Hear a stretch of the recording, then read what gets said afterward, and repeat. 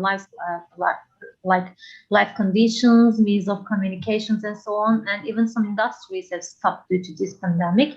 But there's one thing that has not stopped, but only changed the way how it is done. It is truly education.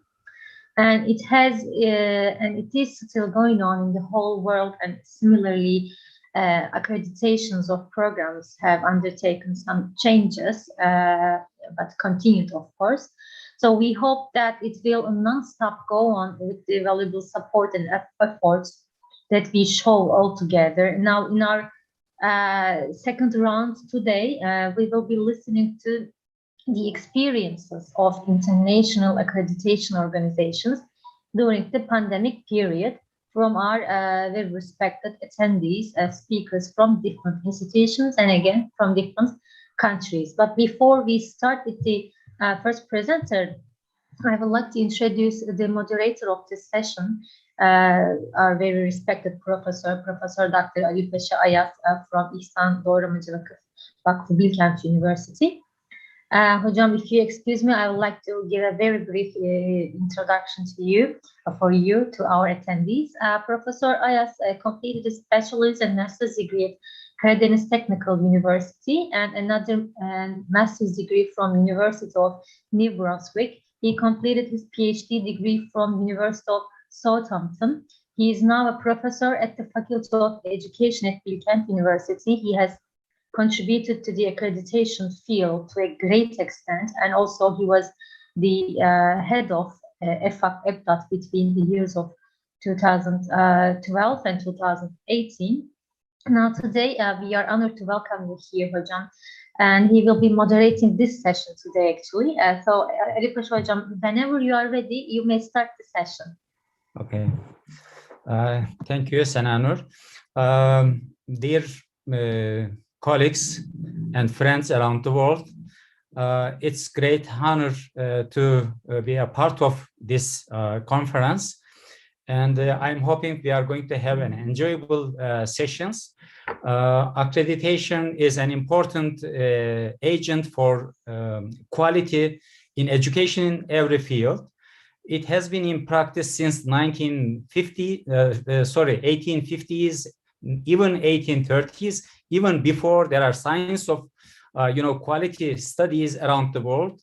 In Ottoman Empire, during the Ottoman Empire, there are very nice signs of accreditation issues, quality issues. But we are a bit late as a country in this process. We have started around 1995, and since then we have been waiving to some extent in different fields. In education, we restarted accreditation issues in 2011. And as Senanur Hanım indicated, I was serving once as head of EPDAT for a quite long time. And I involved in developing accreditation standards even before that. In 1998, 2001, there was an accreditation group within the YÖK project center, we may say. So we developed some standards at that time, and as Mehmet Şişman Bey indicated in the previous session, EPDAT was allowed to use those documents to establish a base for accreditation process in Turkey. And we have been doing quite well so far, but it is a kind of learning process and developing process, and we are learning day by day. And today we are going to have our colleagues around the world from different accreditation agencies. And during the pandemic, of course, we had a lot of difficulties, in all countries, I can say, around the world. We had difficult times in education because just, doing the lessons with a, Zoom means or some other Microsoft Teams or some other means to use doesn't mean that you are doing distance learning. Rather, it is a different process and an academic area to work to develop academic, processes. I'm not going to talk much about that. I would like to hear, and all of us will be very pleased to hear from first Professor Dr. Timur Kanapyanov, accreditation agency in Kazakhstan Republic, and their experiences not only limited to the pandemic period. I guess from the title that you are going to sharing us with your experiences last 10 years from the maybe beginning of your accreditation agency was established. So I'm going to let the floor to yourself, Dr. Kanapyanov. Please, would you like to share your experiences with us? Thank you. Yes, thank you very much. Let me share my screen with you first. Can you hear me? Yes, we can hear. Okay. Can you see my screen? Okay. So, dear International Congress organizers and distinguished participants, I would like to thank you for this opportunity to present our experience in such a well-organized Congress. It's my absolute pleasure to be with you here and take part in the discussions regarding the education and quality assurance. As you said, I'm going to make a presentation about activities of our agency in general and in the pandemic period in particular. I hope it will be interesting to see some good practice in quality assurance and successful transformation of our agency from national body to recognized cross-border quality assurance agency in less than 1 decade. I would like to highlight that this transformation mostly dependent on the adherence to the defined mission and strategic goals, constantly learning from international counterparts and quality assurance networks. Introduction and maintaining of the internal quality assurance system based on the constant feedback from various stakeholders, including adaptation to the new normal in times of pandemic. Now, let me briefly introduce our agency to the audience. I will try not to extend beyond devoted time, but during my presentation, if you will have any questions, please feel free to interrupt me and ask questions. So our agency, named Independent Agency for Accreditation and Rating, it is an international agency for quality assurance of education, which was founded in 2011. As you told, in Turkey, in our country, also independent accreditation system launched in 2011. Before that, we had a state accreditation in our country. What I want to highlight that our agency registered in IAAR and full member of EMCA. And also we are proud of that. And this is our agency first from the region to be recognized by World Federation for Medical Education. And since we are also conducting rating of higher education institutions, we had an extensive audit from IREC and had awarded by the IREC approved seal in 2020. And our activities related to the national quality assurance and also cross-border accreditation in many other countries. Also, we are doing ranking of higher education institutions in the Republic of Kazakhstan, in the Kyrgyz Republic, and also in 2020, we launched international ranking called ER.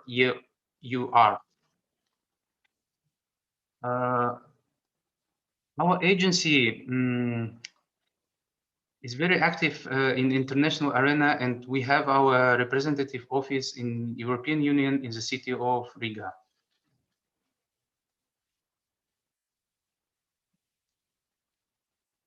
Of course, our agency very much devoted to the vision, mission, and strategic goals our vision is international accreditation agency recognized in the global educational community. And mission is continuous support and promotion of a quality culture in the field of education. Also, our agency very much committed to the high quality culture and professional standards and responsibility. Also, continuous monitoring and feedback plays a very crucial role in our activities. Our agency has now a third cycle of our strategy, which is devoted for 2019 and 2023. It's our third strategy, which we are implementing, I would say, rather successfully. And this is the main strategic goals of our strategy, which is, of course, continuous activities to develop a quality assurance system in national and international space, and monitoring the quality assurance of education and introduction of the best world experience in the development of national quality assurance system. And also, this is one of very important direction of our activity, which is conducting rating research in the field of higher technical and vocational education. And most important of these goals, it's of course timely informing the public about the results of the quality assessment procedures, as in Kazakhstan and in other countries where we perform cross-border accreditation. Now I would like to share with you our way in 1 decade, how we was established and how we developed. We would like to divide this decade for 3 stages. First of all, first stage is the establishment of our agency. It was created in 2011 by the group of experts who was experts of state accreditation body at that time. And in our country, we have a so-called National Register of the Ministry of Education, which includes reviews and includes quality assurance agencies. And in 2012, we was reviewed and included to that register. And from 2014, our agency started to hold this independent ranking of Kazakhstan universities. And of course, we have, in 2015, we obtained the certificates of copyright to our standards. And in 2016, we had a very big conference devoted to the 5th anniversary of our agency. Second stage, it is called international recognition of our agency. And in 2016, it was first agency in Kazakhstan to pass ENCA review and receive full membership. It was a long way. We prepared very hard. It took us about 3 years to become a full member of ENCA. And in 2017, we included into the EGAR. And also in 2017, we also had a review of World Federation for Medical Education and became first and only agency recognized in the region. And from 2017, we launched our annual Central Asian International Forum on Quality Assurance in Education, which is very interesting. And like this Congress, it gathers a lot of academicians and ministries and agencies from the region every year. Also, our agency active in international projects, including Erasmus Plus project. For now, we have 5 active projects. Third stage, it's transnational accreditation and strengthening international status of our agency.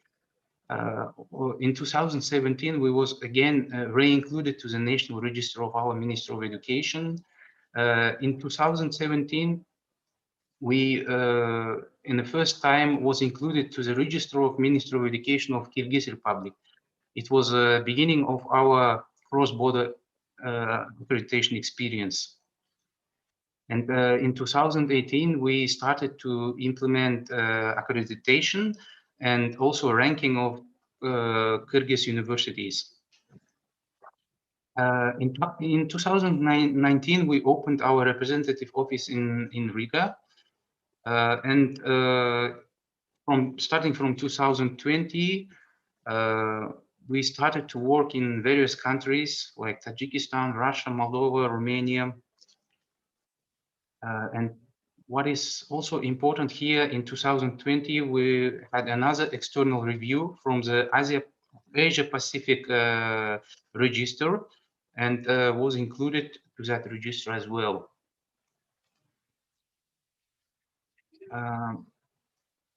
And here you can see in a slide that our agency have a membership in quality assurance networks. This is main quality assurance networks, regional and international. Here we can see INQUAHES, SINCA, ICAR, ENCA, WFME, APQN, APQR, and also Association of Quality Assurance Agency of the Islamic World. And recently, our experts noticed that this fact that our agency is the only agency in the world which is included in the IGAR and APQR and recognized by the World Federation for Medical Education at the same time. And here you can see the countries where our agency conducts cross-border accreditation. This is, of course, Kazakhstan, Russia, Belarus, Ukraine, Moldova, Romania, Armenia, Azerbaijan, Uzbekistan, Kyrgyzstan, and Tajikistan. For now, for today, we have accredited about 97 higher education institutions and more than 2,900 educational programs from these countries.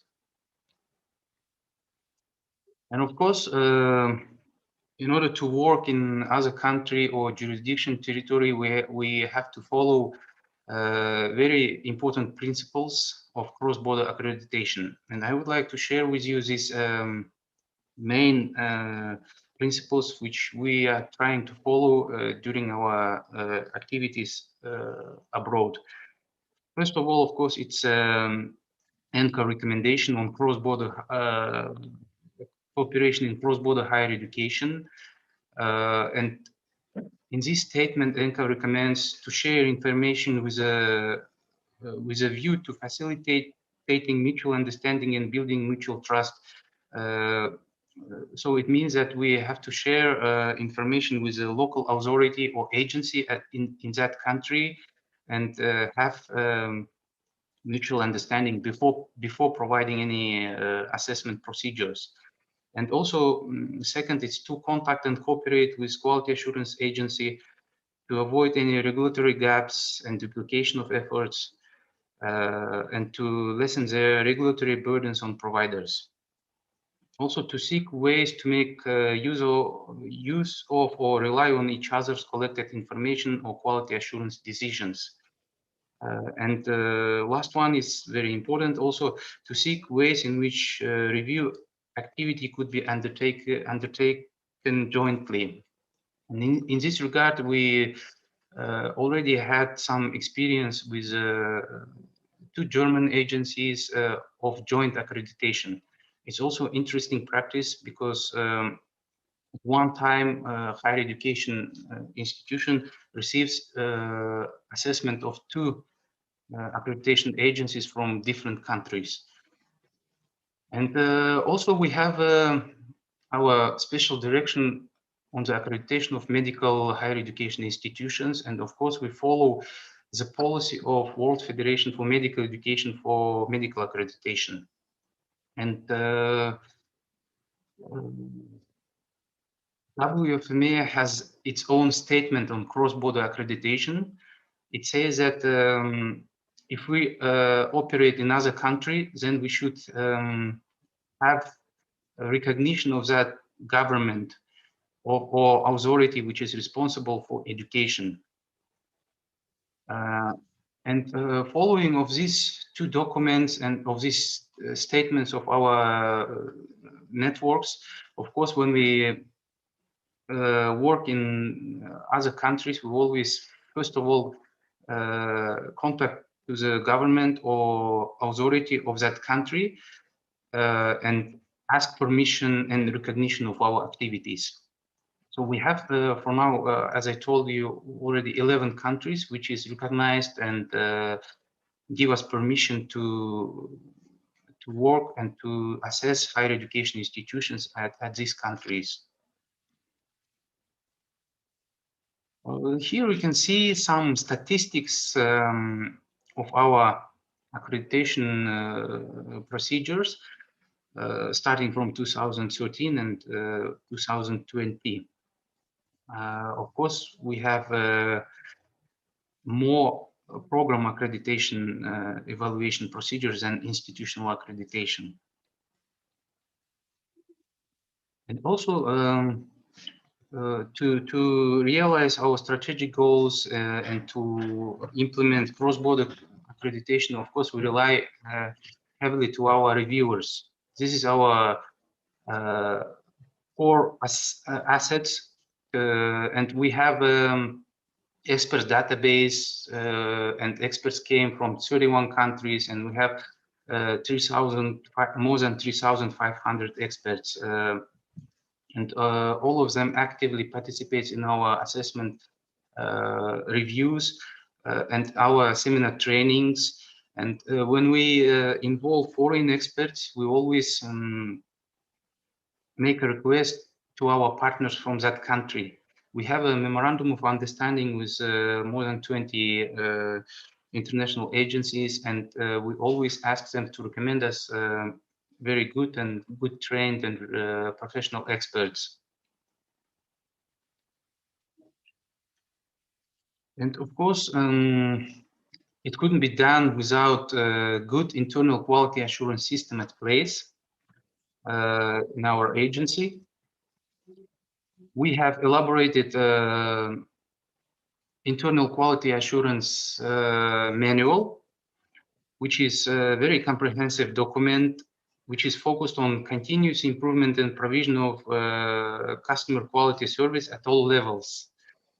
And according to this document, our agency conducts annual internal audits and also a survey of key stakeholders. And we have internal analytical reports to determine and improve internal quality assurance system. For quality assurance and professional conduct purposes, our agency strives to enhance the competences of its employees.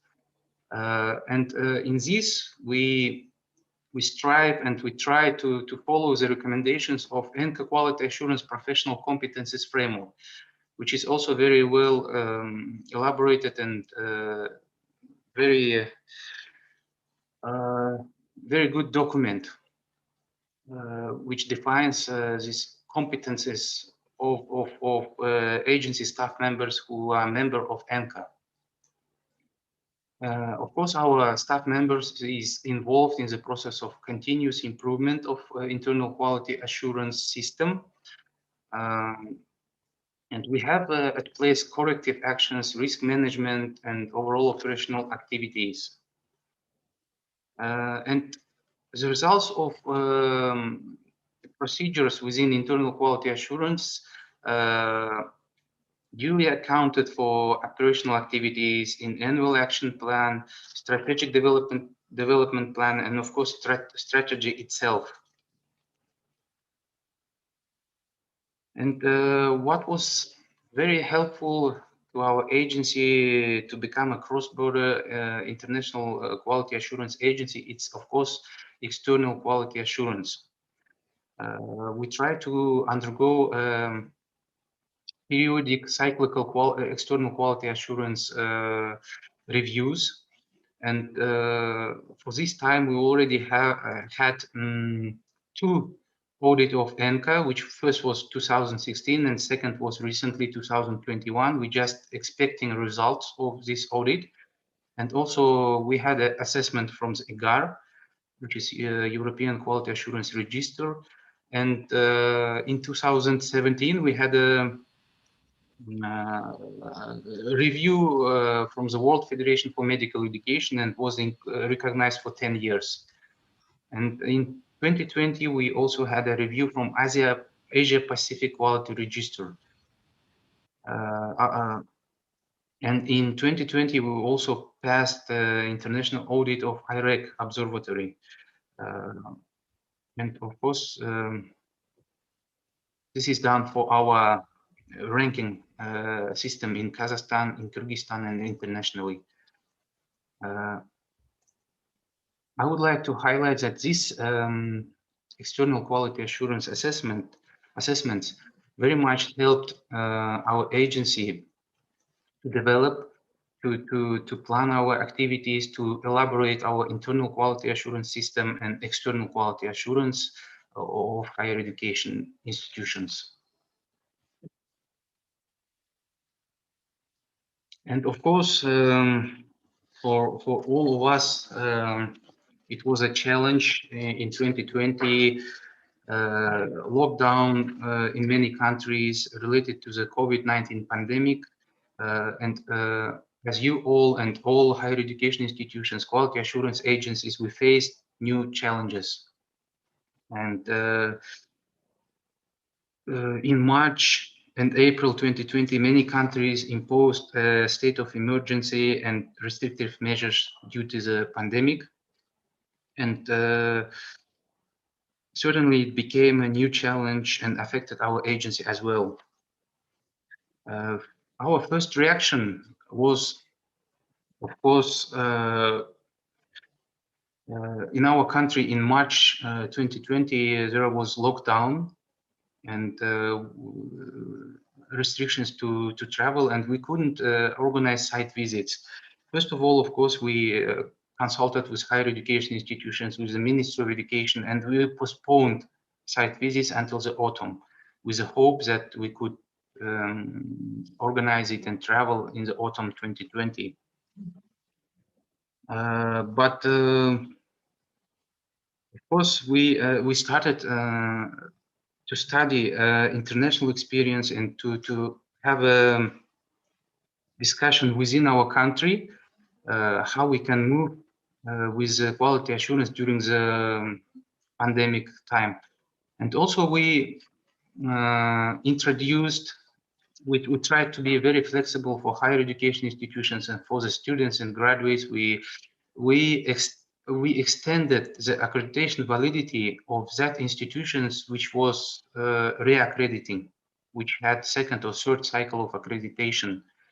And also we granted conditional accreditation certificates for that higher education institutions which came for the first time for accreditation for 6 months until the autumn 2020.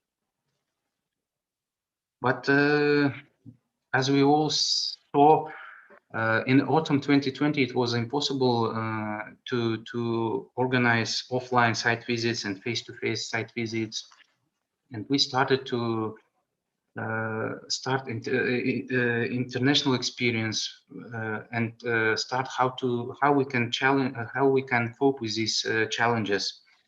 Of course, here key reference was ENCA webinar series on conducting site visits, and also World Federation for Medical Education statements and instructions.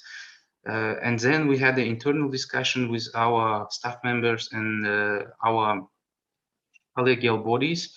And also we had a consultation with higher education institutions.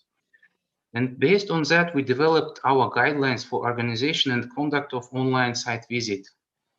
In this document, we envisaged two options, which is fully online, and second, which is hybrid site visit. And core principles of online site visit, of course, all the best practices related to offline site visit remained relevant for online site visit as well. We just made some introductions and amendments. Of course, in online site visit, preliminary and preparation work matters very much. We have to plan very well. Agency and higher education institutions and experts have to meet more online and to prepare to the site visit more than face-to-face site visit. Of course, we had a technical training and instructions for staff members and also for reviewers. And here, which is very important during online site visit, it's internet connection test. We learned that it's better to start 10 or 15 minutes earlier each session and to test internet connection and microphone and headphones, everything.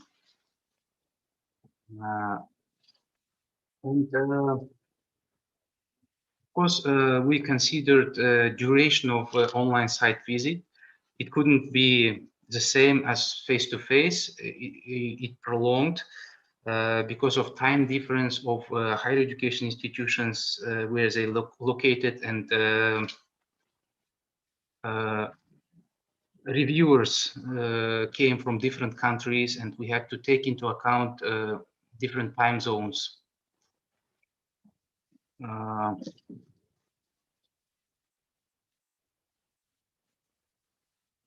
Yeah, as I told, yes, site visit duration was extended to 3 to 5 days, and we considered different time zones. We tried to start site visit convenient for higher education institutions and for reviewers, and it was recommended that meetings, online meetings, had a limitation for 10-15 people for interview, because it was very effective. It was not effective if we had more people for interview. And 15-minute break between every session was introduced. And of course, online site visit changed our expert trainings. They should be highly qualified, motivated, well-skilled, and IT-trained experts, of course. And during a online site visit, we adapted 2 separate rooms. We usually use Zoom, and 2 separate rooms recommended for online site visits. And of course, there is a issue of trust and confidentiality, and we decided not to record our online meetings. And in these circumstances, roles of chair and coordinator was critical in online site visits. What else? And we introduced during the online site visit of screening of pre-recorded videos presenting higher education institutions infrastructure, and also we included to the program organization of live stream in order to see infrastructure of higher education institutions. And when it was possible to travel within country, we implemented hybrid site visit. It means that our coordinator and our chair would visit higher education institutions, and other reviewers will connect by Zoom. And especially in medicine. Actually, World Federation for Medical Education strongly recommends to organize face-to-face site visits. And we fully support this for medical higher education institutions. And when it was not possible to organize face-to-face site visit, we decided to visit these higher education institutions when it will be possible after. But anyway, we will make a visit to these institutions. For this period of COVID pandemic, we organized 25 online site visits, 4 offline, it was possible recently, and 10 site visits in a hybrid format.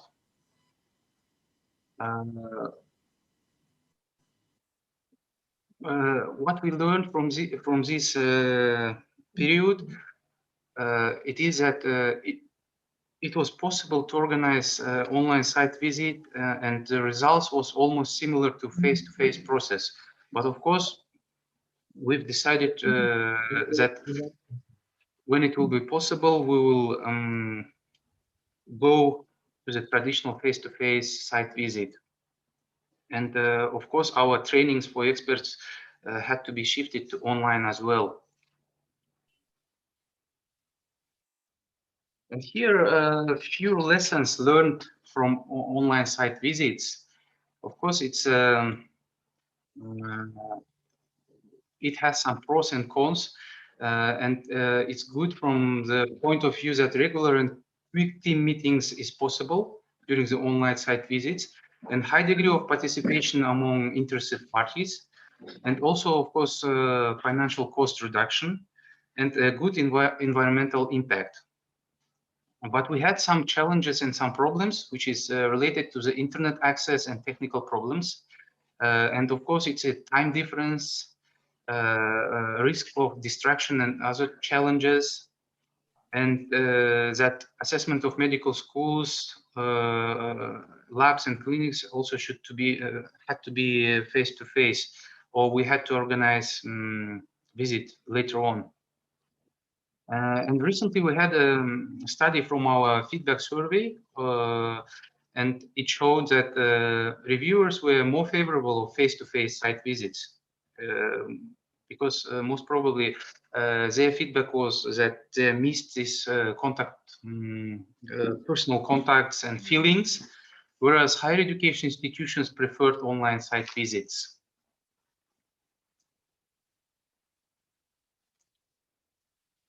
And here I would like to share with you some perspectives of development. Of course, we have a membership of a lot of major quality assurance networks, and we have to maintain this status. And also, we would like to distribute ESG in Central Asian region. We would like to expand our participation in international projects, including Erasmus Plus project. And we would like to continue our professional development of our employees and our reviewers. Also, we would like to continue conducting our trainer seminars for reviewers in the countries of Central Asian region.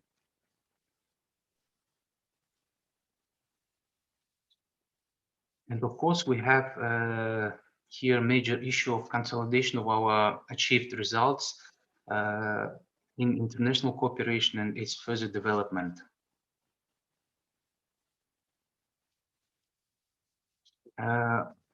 I already told that we, from 2017, started our annual International Central Asian Forum. And this year, this forum will be devoted to the 10th anniversary of our agency. It will be held on October 1st and 2nd in Nur-Sultan. We are planning to organize it in a mixed format, online and offline. And I would like to invite all participants and colleagues, and it's my pleasure to invite you to take part in our upcoming forum in October. And here are some pictures of our country, our cuisine and our traditional pictures. We would be happy to see you here in Nur-Sultan, dear colleagues. Thank you very much for your attention. And if you have any questions regarding our activities, I will be happy to give you answers. Thank you. Thank you, Dr. Kanapyanov. It was very informative. We are very pleased to see your institution as how it was developed during the last 10 years, as well as your experiences in pandemic period.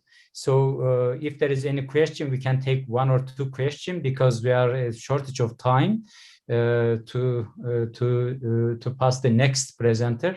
So is there any question from?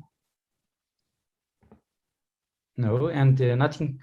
There is some here in question answer from Evet hocam. Nilay Kayhan. Can our translators help to translate this very quickly?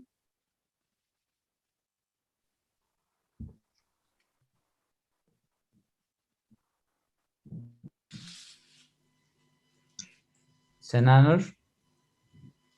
Okay, hocam, I'm here. I'm reading the question. Mm-hmm. I think this question was Dr. Kanapyanov, right?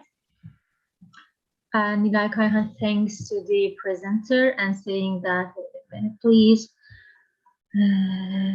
she's referring to the document that you have shared about the sample questionnaire of accredited educational organization form. She says that if you have reflected the scientific research into this form as in form of evaluation within your evaluation process.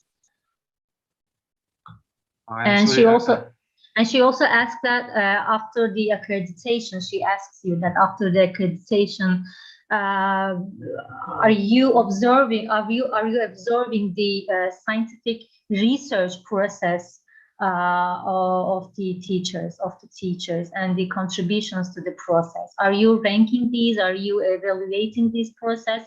The scientific research process, I mean, she means, Nilay Kayhan. This was the question to you.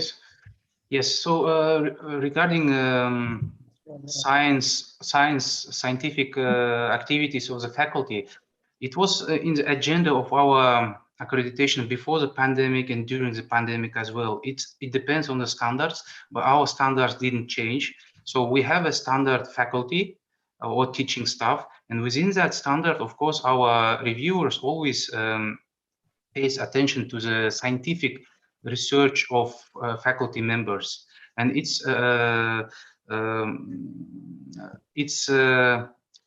always written in our review reports as well. It's assessed. And also, second, we have a ranking system of teaching staff. We have a ranking system of teaching staff within ranking of higher education institutions. We have determined indicators such as index Hirsch and publication in Scopus or other indicators. And scientific work of teaching staff also assessed within that ranking system. The extension of question, Dr. Kanapiano, sorry about the pronunciation. It's difficult for us, first time I'm seeing your name. Yeah. So the important part of the question is, how you are monitoring the effect of scientific research to the, teacher development, teacher practicing in schools. I mean, the teaching side of that, the teacher training process of the accreditation process, how scientific processes, scientific research affects the faculties, or the programs you accredited, to continue to better train teachers. Is there any process that you follow or you monitor? Is there a certain, processes that you use? Is there any clue for that? If I rightly understand, yes, we monitor this kind of processes within post-accreditation monitoring, which happens if institution accredited for 5 years, post-accreditation monitoring happens after 2 years, and our group of experts goes to the institution and checks recommendations and how they performed at the institution. And also we have in our agency a thematic analysis for different topics like such as student-centered learning and commercialization of researchers at the higher education institutions. And it's published in our website, this kind of reports of thematic analysis. Okay, thank you. And I think, Rifkı Hocam, you have a question. I think I cannot see you in my screen now, but you were there and you were raising your hand. Are you there, Rifkı Hocam? Yes. Rifkı Hocam, do you have a question? Sesiniz kapalı hocam.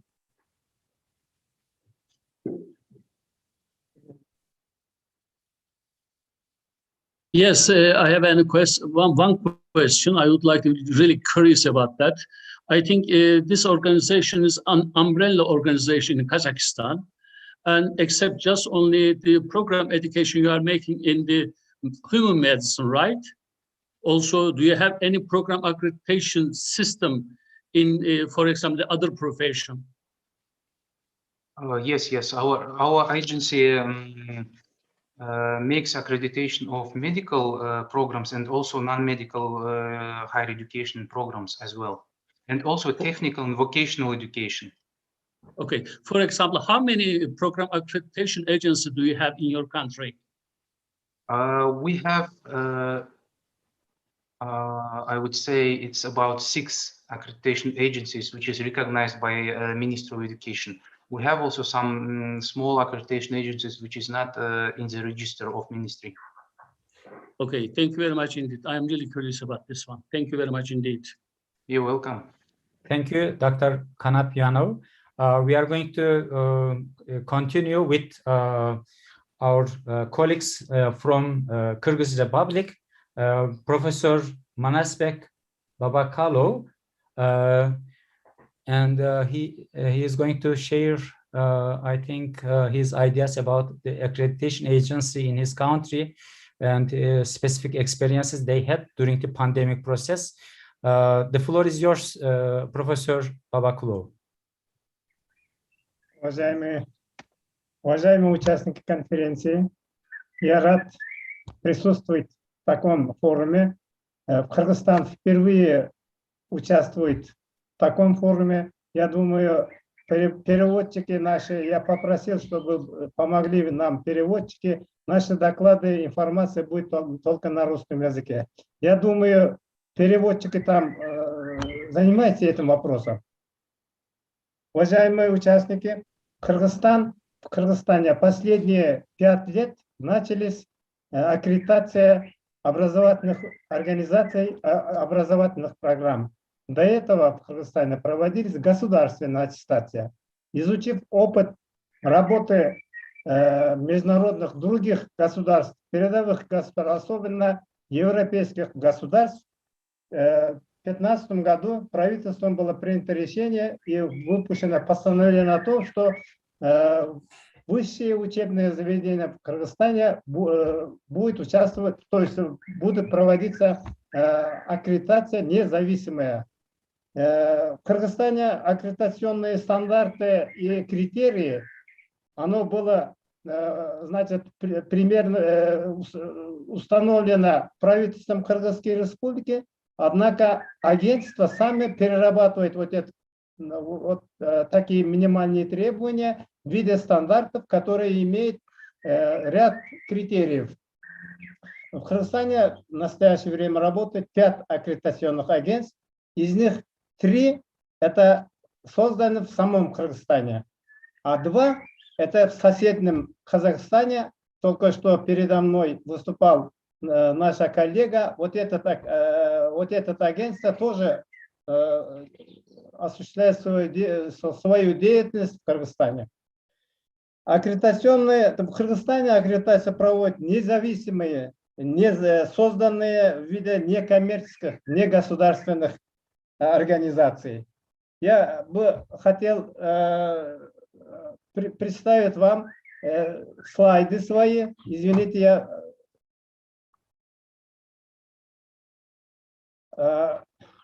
конечно, в Кыргызстан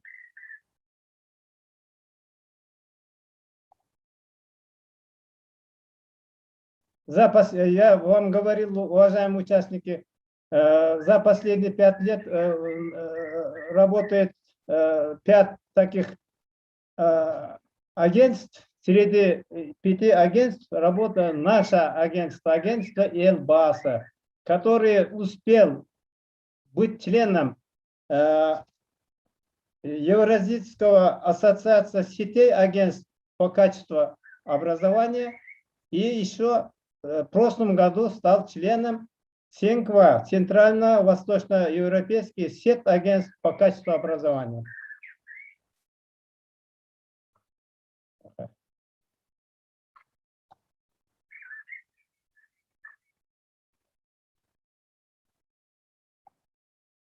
Миссия агентства – это оценка качества образовательных организаций и образовательных программ на основе стандартов аккредитации и тем самым обеспечить гарантии обществу, обеспечение качества и личностного качества высшего образования. Я, как вам говорил, с 2016 года работает в Кыргызстане 5 аккредитационных агентств. Государством был принят положение, порядок признания аккредитационных агентств в области образования, минимальные требования предъявляемые к аккредитационным образовательным организациям высшего профессионального образования, на основе которого были разработаны аккредитационные стандарты и критерии. Конечно, в Кыргызстане агентства, которые проводят аккредитацию, сейчас учатся у других, набирают, собирают опыт по проведению аккредитации. Конечно, проблем много. Проводится процедура аккредитации, состоит из 3 этапов. Это первая самооценка, которую проводит само образовательная организация на основании предложенных им стандартов. Потом организуется внешняя оценка в виде экспертной оценки, которая создается аккредитационным агентством. И принимается соответствующее решение. Самооценка образовательной организации проводится на основании требований государственных образовательных стандартов, а также стандартов и критериев, определяемых агентством в соответствии с минимальными требованиями. Учебные заведения направляют отчет по самооценке в аккредитационное агентство, специалисты которого его изучают и отправляют обратно с замечаниями. Доработанный отчет по самооценке пересылается для ознакомления членами экспертной комиссии. Визит экспертов в учебное заведение для внешней оценки длится 2-3 дня, после чего предоставляется отчет экспертной комиссии. Для оценки работы экспертной комиссии в аккредитационных агентствах создана рабочая группа, рабочий совет, или мы это называем аккредитационный совет, который, обсуждая результатов работы экспертов, принимает решение 3 варианта. В одном это выполняется, если имеются какие-то недостатки, выполняется замечаниями, и последний не выполняется. Конечно, принятые решения осуществляются простым большинством голосов членов аккредитационного совета, созданного при агентстве по аккредитации образовательных организаций. Аккредитационный совет входит в члены государственных предприятий, профессиональные сообщества и сектор экономики. В настоящее время учебные заведения Кыргызстана начали системно работать над повышением качества профессионального образования. Чувствуется, усиливается взаимодействие всех заинтересованных сторон. 5 лет тому назад такого в Кыргызстане не было. Особенно много внимания обращает работодатели к этому процессу. Конечно, после проведения аккредитации, после принятых соответствующих решений, принимается соответствующее решение и проводится мониторинг выполнения рекомендаций экспертной комиссии. Поэтому наряду с положительными выявляются некоторые проблемные ситуации. В Кыргызстане, как я вам говорил, такая ситуация уже имеет место последние 5 лет, поэтому много проблем, много вопросов, которые приходится нам изучать. Конечно, чаще возникают сложности в установлении статуса образовательной организации, определение типа, вида, категории образовательных организаций. Например, раньше на такое мы не обращали внимания. В рамках одной образовательной организации высшего профессионального образования иногда выявляются дублирующие структуры, институты, колледжи и так далее. Но во время аккредитации рекомендуется, чтобы они, значит, привели свою деятельность в рамках предложенных законодательств.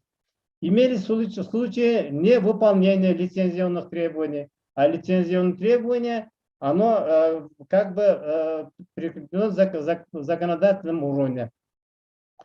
В данное время учебные заведения начали, конечно, осознавать, что аккредитация как основное средство обеспечения необходимого качества образования позволяет учесть интересы всех заинтересованных в развитии образования сторон и сочетает общественные и государственные формы контроля. Конечно, практика показывает, что перспектива этой работы мы ощущаем. Необходимо, значит, в результате этого обеспечить прогресс в образовании за счет разработки критериев и принципов оценки эффективности образования, стимулировать развитие образовательных учреждений и совершенствование образовательных программ путем непрерывного самообследования и планирования, гарантировать обществу, что учебное заведение или конкретная образовательная программа имеет правильно сформулированные цели в условиях достижения, обеспечить помощь в становлении и развитии учебного заведения в реализации образовательных процессов. Опираясь на двухлетний опыт работы по аккредитации, отмечаем, что в первую очередь необходимо усилить роль самообследования образовательных учреждений, результаты которого рассматриваются в качестве важного предварительного результата оценки качества их деятельности. Отсюда вытекает необходимость дальнейшего развития практики отчетности о различных аспектах деятельности образовательных учреждений, которые должны отражать миссию, цели и задачи образовательного учреждения, в том числе по отношению к обеспечению качества образования и выполнения государственных образовательных стандартов, структуру образовательных программ, их содержание, деятельность, требования к условиям для их реализации, организация системы обеспечения качества, состав обучающихся, их успеваемость, а также оценку обучающихся учебных программ, достижения выпускников, их успешность на рынке труда или в дальнейшем продолжении образования, основные финансовые показатели деятельности образовательного учреждения, уровень его ресурсного обеспечения. Вот такова в настоящее время ситуация в Кыргызстане. Я попросил бы, если у кого есть вопросы, можете задавать. Спасибо за внимание.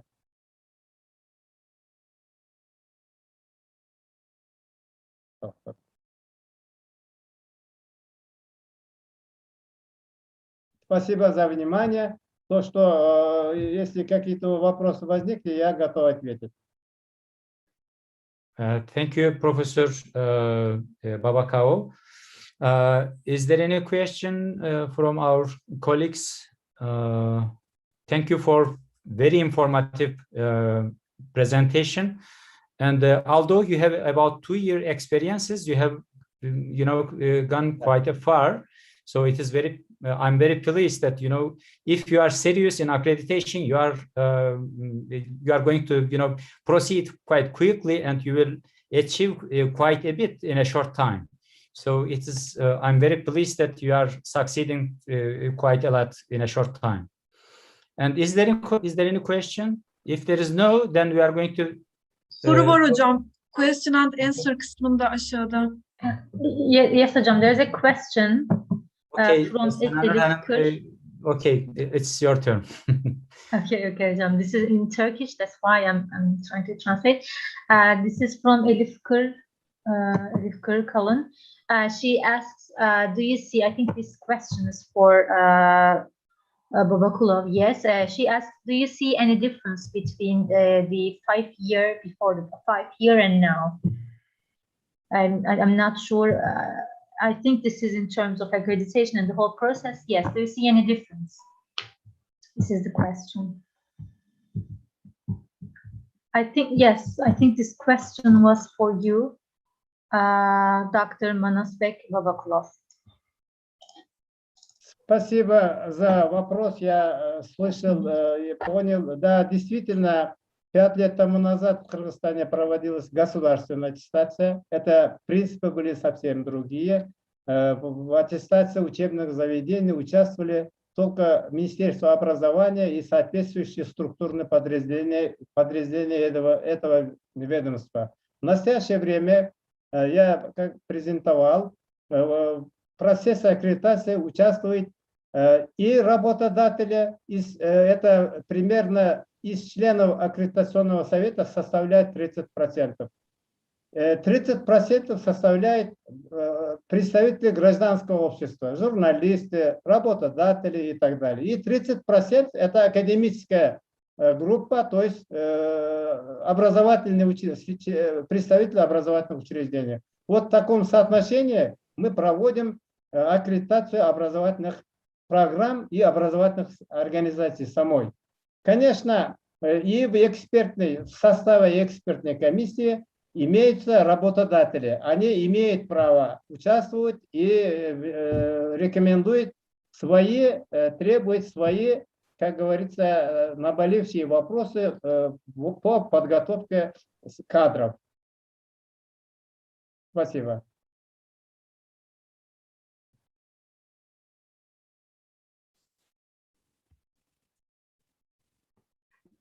Okay. Thank you, Professor Babakulov. I think we are going to. I think we need to go ahead with our colleagues from Moldova and their experiences in the pandemic period. Professor Andrei CHİCİUC and Stella GUVİR. I don't know who is going to present, or both of you are going to be presenting. I'm going to present. I'm going to make the presentation today. Okay, thank you. The floor is yours. We are very keen to hear what you are experiencing over the years, especially within the pandemic period. Okay, Go ahead, just a second, let me share my screen with you.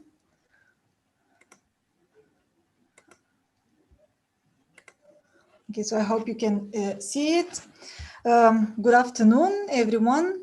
Thank you very much once again for inviting our agency to also take part in this very interesting event, for this possibility of sharing the experiences that we have within our agencies with relation to external quality assurance. So today I'm representing also the National Agency for Quality Assurance in Education and Research of the Republic of Moldova. And I'm going to speak about our activities during the pandemic times, and what thoughts do we also have about the future. So, but first of all, let me, for those who are not aware or maybe would like to revise a little bit from their knowledge of geography, where we are as a country. We are a very small country, which looks like a bunch of grapes, actually, in the eastern part of Europe. I'm mentioning this bunch of grapes because the Republic of Moldova is famous worldwide for its production of wine and the world record-breaking wine cellars that we have here in Moldova. And of course, the shape of our country also shows that. Anyway, the capital of our country is Chișinău. Our country has not a very big population. It's 2.5 million, but nevertheless, with this small population, we have very many higher education institutions, namely 24 higher education institutions, 16 public ones and 8 private ones, including vocational education and training institutions, and of course, primary, secondary and education institutions. Of course, quality assurance is not something really new, brand new in Europe, and not only in Europe, but around the world, quality assurance of education. But when we started speaking about this issue quite not so long ago. So, and speaking about the experience of our country, I'm not going to give the whole presentation of the list you can see on the screen now, but the issue of quality assurance was raised in the Republic of Moldova, namely in the beginning of this millennium, 2002, with the establishment of the so-called National Council for Academic Evaluation and Accreditation of Educational Institutions. This council was operational only for 3 years. And then after it was closed, the evaluation and accreditation of institutions was transferred to another subdivision already of the Ministry of Education called the Department of Evaluation and Accreditation of Educational Institutions, which again was not very long operational from 2002 to 2005. Since then, they provided accreditation to higher education institutions. They issued the necessary documents, which were valid by the end of 2010.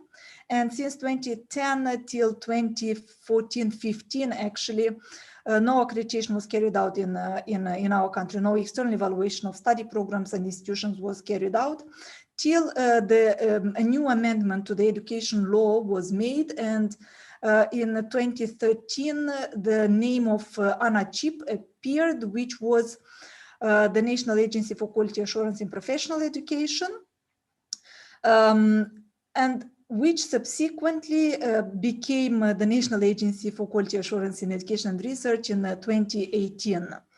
So how did it happen? The previous agency, National Agency for Quality Assurance in Professional Education, was merged with other two public entities in our country, National Council for Accreditation and Attestation and the National School Inspectorate. And in this way, they were merged to ANACIP, and ANACEC was born in this way, the National Agency for Quality Assurance in Professional Education and Research. So it is worth mentioning that the previous or the agency with the previous naming was a fully independent agency, was autonomous in all its decisions, and dealt only with the external evaluation of study programs and institutions in higher education, vocational education and training, and continuous education. Due to these mergers with the National Council for Accreditation and Attestation, National School Inspectorates, today's ANACEC has acquired some of the, not some, but all of the activities conducted by the previous institutions. So I'm going to come back to that a little bit later. So in terms of our visibility and international cooperation and the recognition of the agency, ANACEC is currently an affiliate member of ENCA. It's a full member of SICI and CIENCA. And of course, we managed to conclude a lot of cooperation agreements with various internal, but especially external partners, including our colleagues from Kazakhstan that had their first presentation in this afternoon session. So as an organizational structure, I'm going to come back to the previous idea that I brought to you with the emergence of the three institutions. Nowadays, because of those that mergence, the agency was restructured, was reorganized, and today we have 4 departments. So the Department of Evaluation in General Education, it means primary, secondary education, the Department of Evaluation in Vocational Education and Training and Continuing Education, the Department of Evaluation in Research and Innovation, and the Department of Evaluation, of course, in Higher Education. So the agency is actually governed by a governing board, which is made up of 15 people. So these are representatives of the academia, of a business representative, and a student. So this is mandatory according to our legislation. And the governing board is chaired by the president, substituted by the vice president and secretary general. In our activities, daily activities, we also involve the experts, the external evaluators, which are included in our register of external evaluators. And another structure of the agency are the profile committees for each of these dimensions: general education, VET, continuing education, research, higher education. So speaking about the tasks that the agency has acquired with the emergence of the 3 entities. So we nowadays conduct the external evaluation of the quality in general education, primary and secondary, vocational education and training, higher education. We conduct the external evaluation of continuing professional training programs, external evaluation of research and innovation organizations, evaluation of scientific and scientific teaching staff, and we also have another function, control over the quality of education in all levels. So as mentioned, our main activities in the field of higher education also actually refer to the external evaluation of the quality of study programs and higher education institutions. And here is on this slide, you can see how we do it, how is the process organized, so and how it goes through all the parts, yeah, like of our agency. So first of all, so the scheme probably is very similar to the other quality assurance agencies. So we get an application or a request for the external evaluation from an education institution or from the Ministry of Education, Culture and Research to our administrative apparatus. It means to the, for example, in our case of higher education, to the Department of Evaluation in Higher Education. So after they apply their request or apply their dossiers, which contains the internal evaluation report as well. So this dossier or application is approved in the governing board, and once approved, the external evaluation report with the subsequent documents are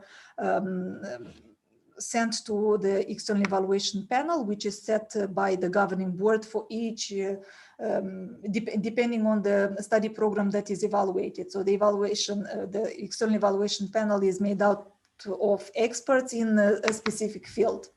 So the external evaluation panel analyzes this dossier, the external evaluation the internal evaluation report, and then conducts the evaluation already within the institution.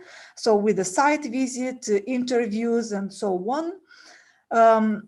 Draft an external evaluation report, which is presented in the profile committees for the approval.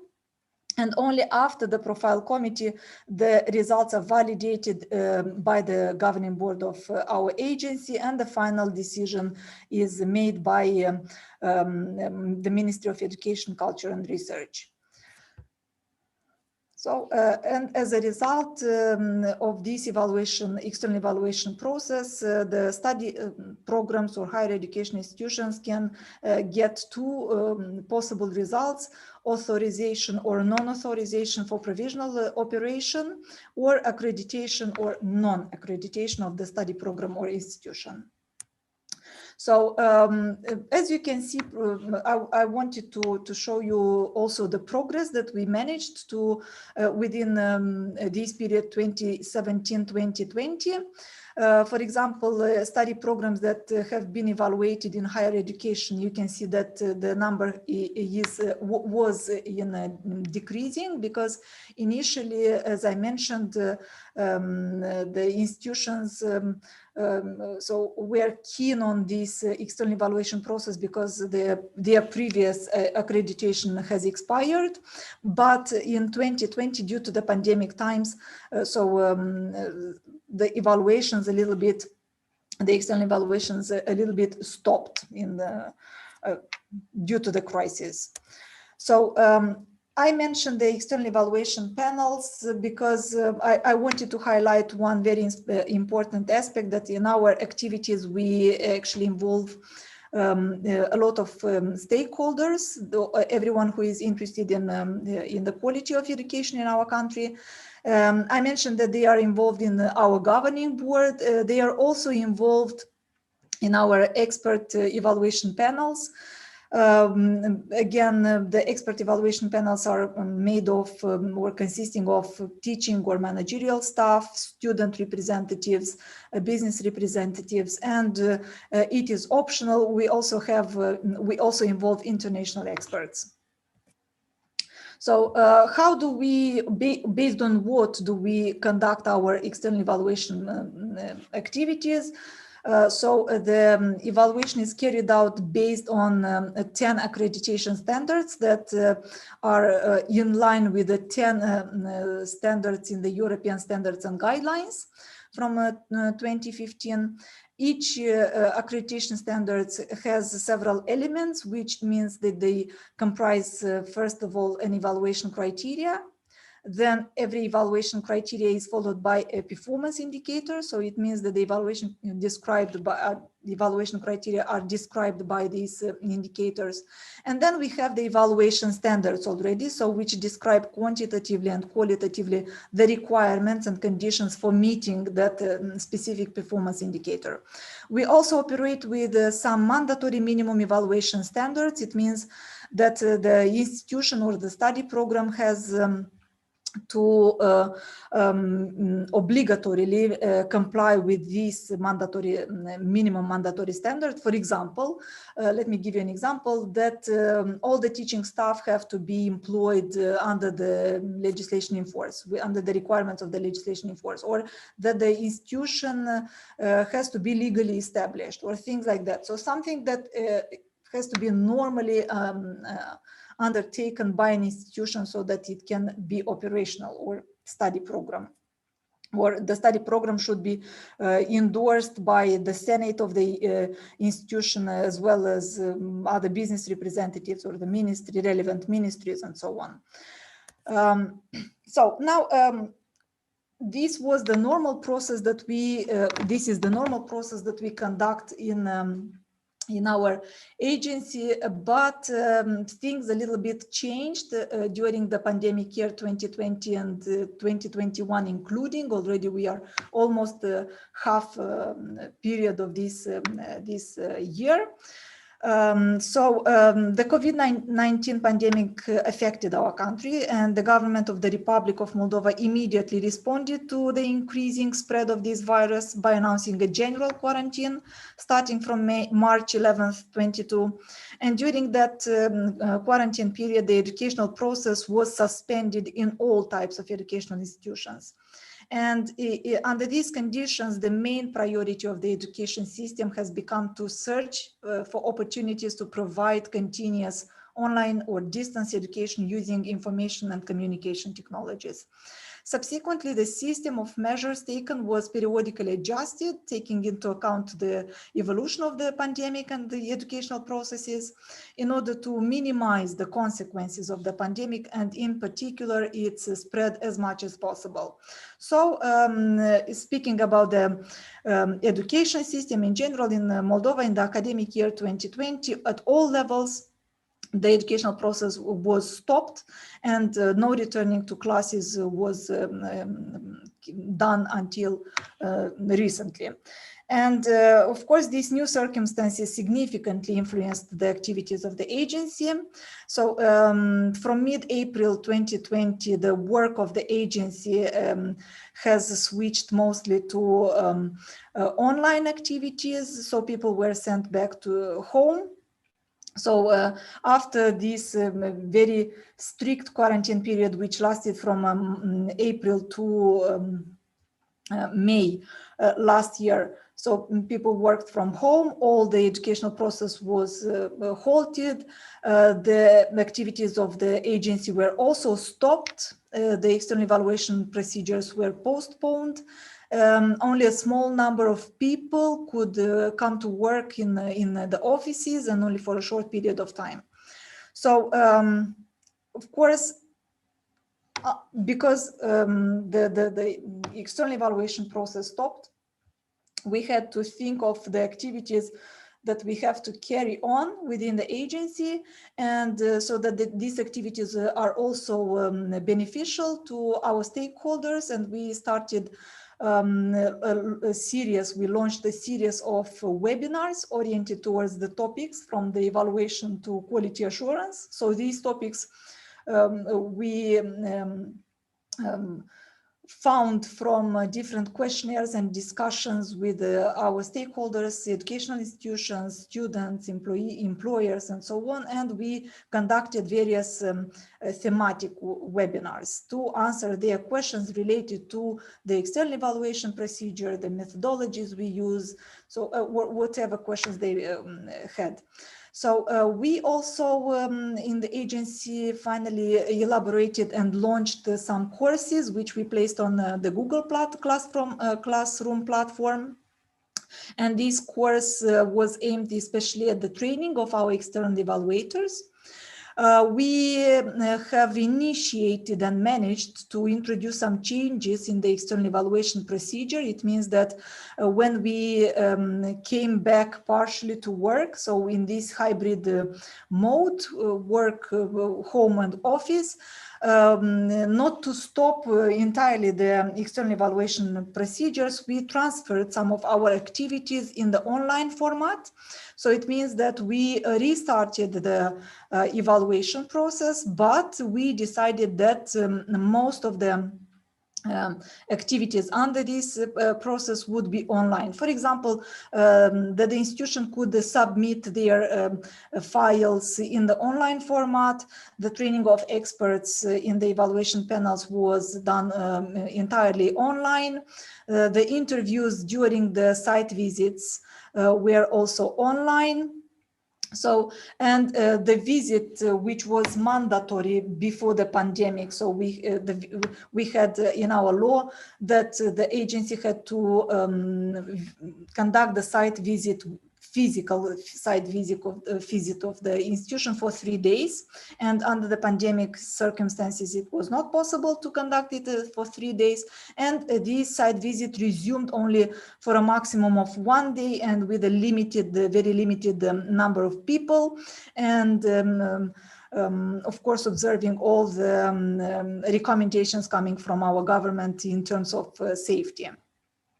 So we also took advantage of this period and given the circumstances or the conditions created by the pandemic, we operated some changes to some of our evaluation standards that we apply, which I mentioned earlier in the structure of the evaluation process. So it means that we revised our external evaluation guides, standards with a focus. So we started placing an emphasis on institutional capacity to provide, for example, in case of emergencies, online training, and how well endowed are technically these institutions, how well are teachers prepared to face such a challenge.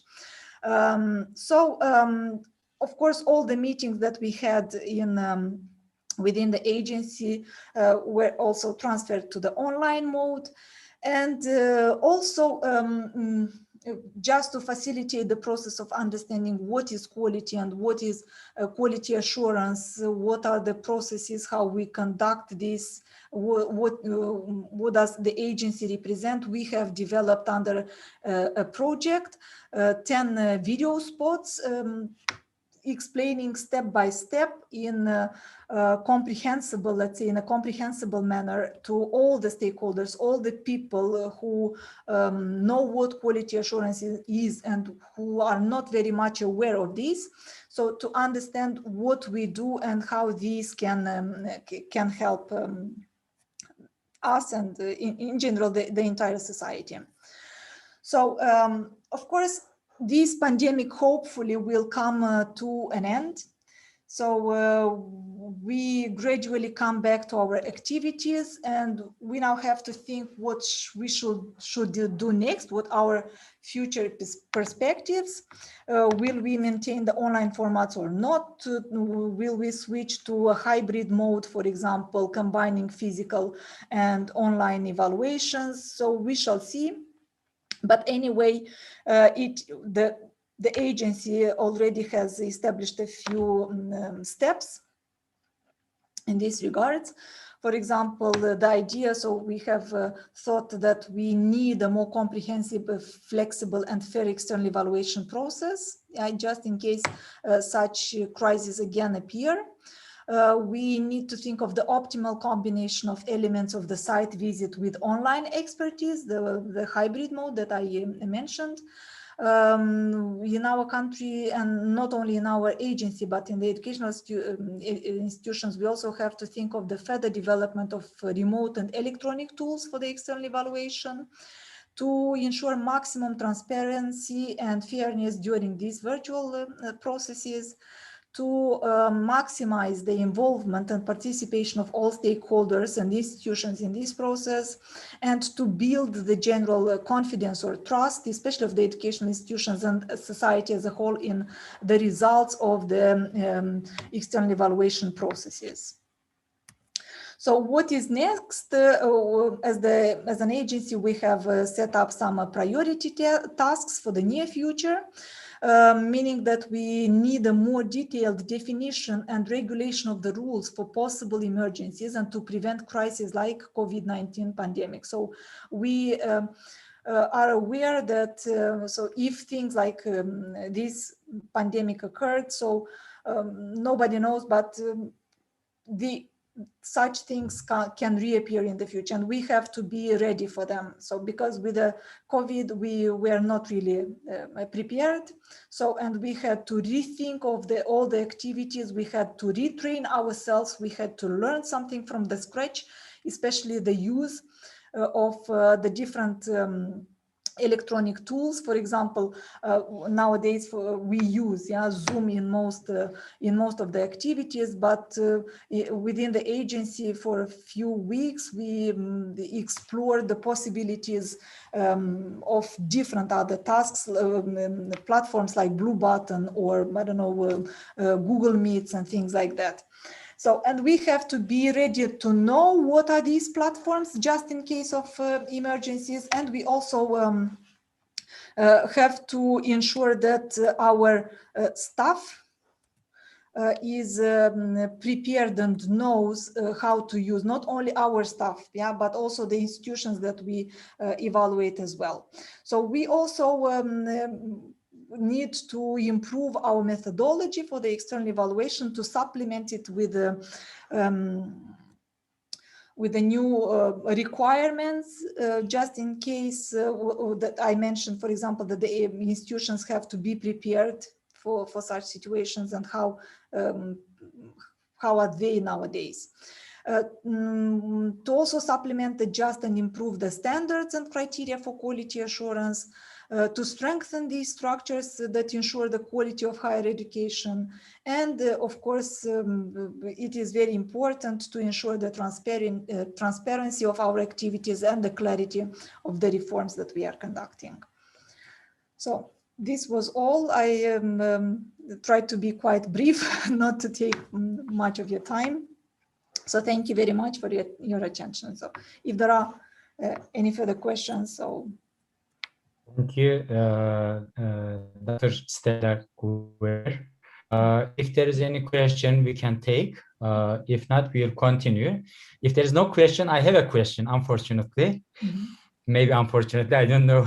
It will take maybe a bit of time. No questions. So you said that, you know, there is either accreditation or not accreditation. Mm-hmm. So is there a conditional accreditation with a limited period of time and allow the institutions to improve themselves, you know, to be accredited for a period of time?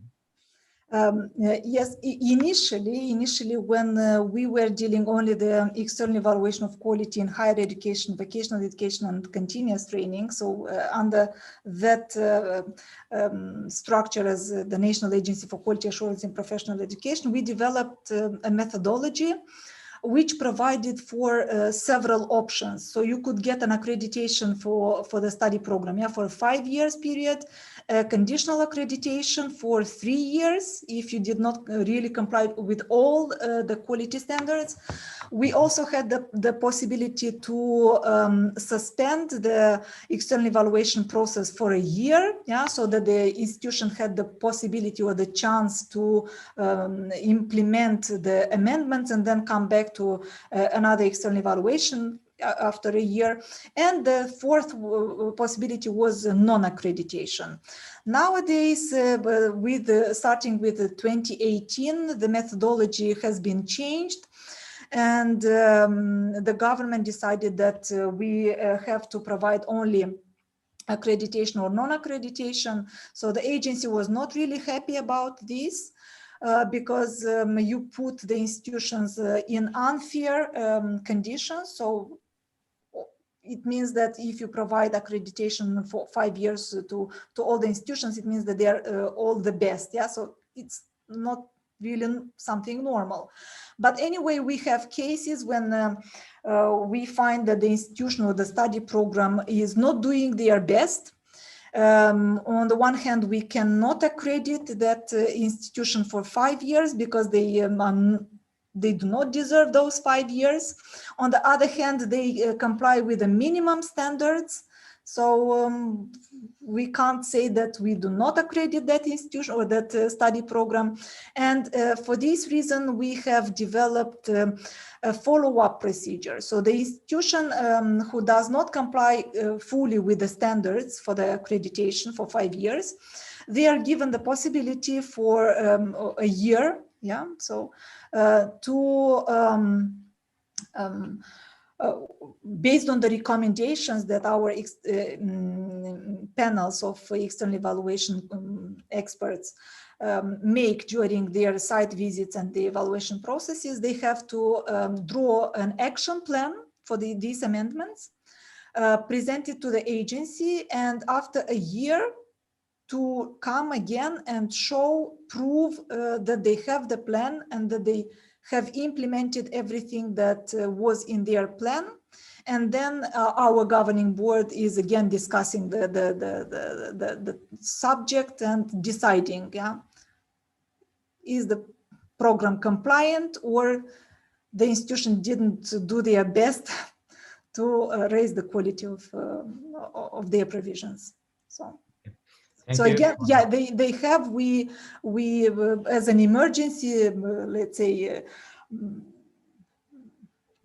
process, yeah, we introduced this kind of follow-up.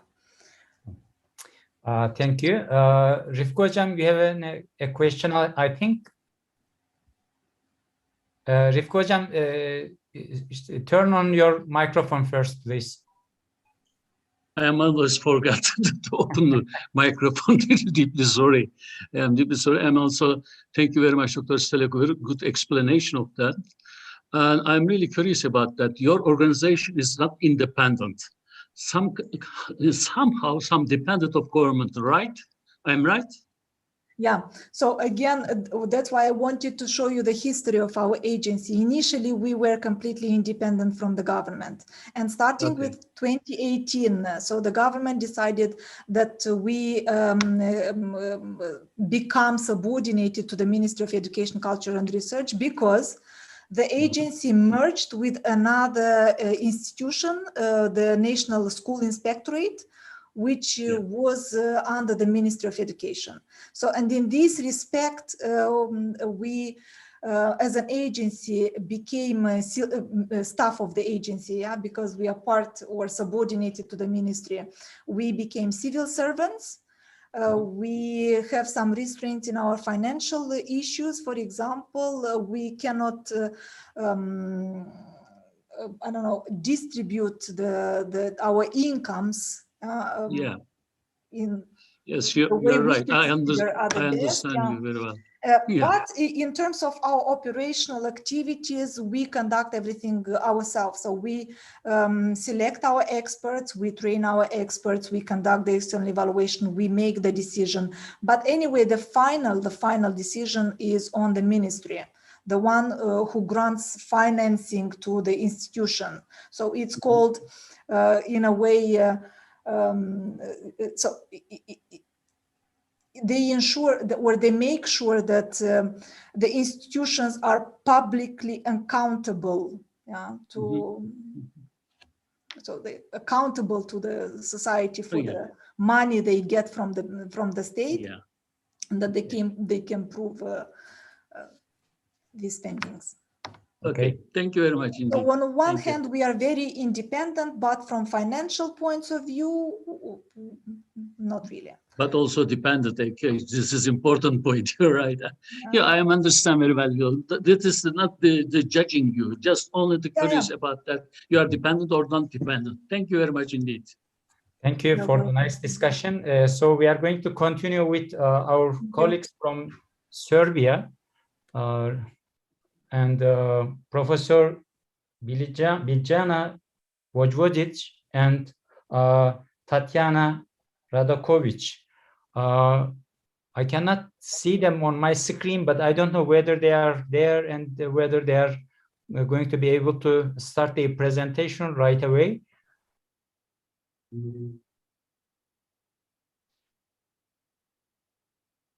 Is there anyone? No. Okay. Okay. So maybe we will continue with the Tatiana? next presenters. Okay, but hocam, we have a question. We haven't answered it, right? From Doçent Doktor Birselade. I missed it probably because I haven't seen any question, you know, just before the discussion. So after the discussion, I missed it. I'm sorry about it. What is the question? Can you help? Yes, of course. I think the question says, thank you for the presentation, and how do you evaluate? I think this is the question. This is a question for Stella GUVİR about presentation. This question says, how do you progress? How do you check like the sustainability of the quality after the accredited institutions? What are your observations regarding this? So an institution has been accredited. What about, actually you have referred to these, but this is the question that has just like taken 2 minutes that we received 2 minutes ago, but she says, how do you observe, how do you check the quality sustainability after the accreditation process? So again, so following an external evaluation process, the experts in our panels formulate a series of recommendations, formulate a series of amendments that should be made to the study program, for example, to improve its quality. Because anyway, you know, this external evaluation actually is mostly a peer evaluation. So academics go to other academics, they exchange experience, share their knowledge, and try to help each other, try to learn from each other. And of course, as a result, they get the accreditation, hopefully, and together with a series of different recommendations. So these recommendations have to be implemented by the institution by the next external evaluation process. So let's say in 5 years' time. But meanwhile, they have to create again an action plan. So this plan has to be made public on the institution's website. They have to present this plan to the agency. So in half periods of time, they have to show some progress on their implementation. We also organize different round tables on different topics on sharing the experience, especially, for example, we pay attention very much to the International Quality Day in November. So when we have a huge get together, and people share their experience, their expectations of the entire external evaluation process, what was beneficial to them, how has they improved following this experience. The best ones are even awarded with a quality crystal, and they can boast everywhere in the social media that they get this quality crystal from our agency. So, and of course, they report in a formal or non-formal way on their progress. So we know what is happening at the institution. If the institution, for example, organizes its internal events, they invite us as well, so that we can, as an agency, our staff, our people, our experts can see what's the progress. And of course, in the next round of external evaluations that is soon starting, by the way, because many of the institutions, the accreditation period is finishing. So they will have to, in their, sorry, in their internal evaluation reports and during the next site visits by the experts, they will have to show, to prove what has been done to improve the quality since the last or the previous evaluation. So we have even a standard, the 10th standard, our accreditation standard is the monitoring of this cyclical evaluation and implementation of recommendations. Thank you. I think we can continue now. I can see from the chat there is a message that Professor Biljana Vojic is ready for presentation. Could you please start your presentation, because I cannot see you on the screen now. Okay, just yes. With a different name, maybe. Okay, just I cannot recognize. I'm sorry about. Yeah, never mind. Okay. That's fine. And could you turn on your camera as well, or are you going to hide yourself from us? Just a moment, because we have some connection problems and we have to sort it. Just hang on a second, okay? Take your time. We shall share. Yeah, we shall share the presentation. Okay. And but first of all, we shall turn on the camera. There is a huge delay, to be honest. It's really a problem. Okay.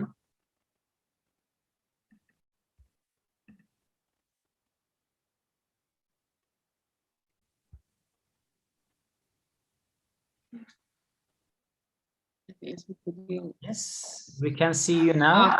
Okay. And this is our director. She's going to have this presentation. But hang on a second. I'm trying to share the presentation, but again, there is a delay. Okay, no Just problem. a moment. Okay. Okay. Okay, here it is. Just let me know if you can see it. Okay, thank you. And now I will ask my director to start with the presentation. Okay, thank you. Thank you. Thank you very much. At the beginning, I would like to greet you all. It's my great pleasure to participate in this 5th International Teacher Education and Accreditation Congress. I'm very grateful for the opportunity to be part of this event. I will talk about ranking of education institutions assurance mechanisms. This topic is initiated by the project of ranking in the Republic of Srpska, which has been conducted since March this year. We consider that ranking could be a strong incentive for higher education institutions to improve all segments of their work, teaching, research, development, and innovation, as well as cooperate with industry and society more broadly. Therefore, ranking can be considered as an activity complementing quality assurance system as one of its mechanisms. Talking about the higher education system nowadays, we can say that one of the main characteristics is related to a large increase in the number of students. It is clear that higher education has never had so many students enrolled like in the last decade. Besides the number of students, the second characteristic is related to the different positioning of higher education expected to be successful in all three missions: education, scientific research, and cooperation with the economy and the community. Particularly, it is insisted on development of the third mission of the universities and commercialization of knowledge. That hasn't been received as part of academic community, which still considers the university primarily a scientific and educational institution. This specifically refers to the academic community from social and humanistic sciences, which is not surprising considering their fields of research. Regardless of this, the most high education is commercialization as an important and required segment of their work. In some countries, institutions have become important net contributors to budgets of the countries, in the first place in the United States of America, United Kingdom, China, Canada, Australia, Japan, and some European countries. At the same time, the competition among higher education institutions is stronger than ever. If we add to these two main characteristics the fact that a large number of students choose to study abroad, opting primarily for prestigious universities, higher education institutions have to fight for the best possible position in order to attract students.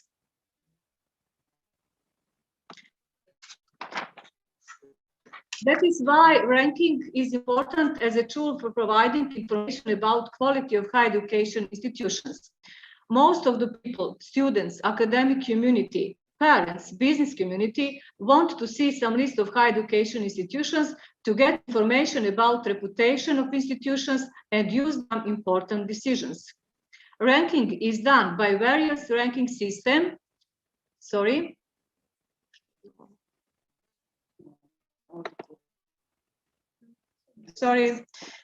Ranking is done by various ranking systems, and there are more than 30 all over the world. The most famous are listed here, and maybe the most popular is the academic ranking of world universities from Shanghai, China, so-called Shanghai list. Also, there are well-known lists from Leiden, Netherlands, established by Center for Technology Studies. Then the world rankings from United Kingdom. Also, there is Webometrics from Spain, as well as the CIMAGO country rank from Spain, and the CHİCİUC of America. And also on this slide, there are other lists, but I have no time to talk in detail about them. Every ranking system has its own set of criteria. In some ranking system, the main criteria is scientific productivity, inserted on the internet. Some of them are based on learning outcomes, etc.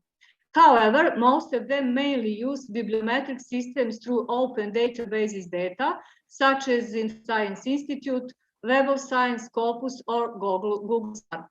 Also related to the participation of higher education institution in ranking, there are two types. While some rankings are done without consent of higher education institution, other rankings request cooperation of higher education institution.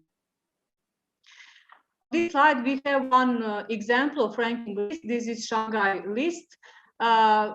Is it well known that the first 10 places belong to universities from United States of America, Harvard, Stanford, California, Berkeley, Princeton, and so on. And two of them are from United Kingdom, University of Cambridge and the University of Oxford.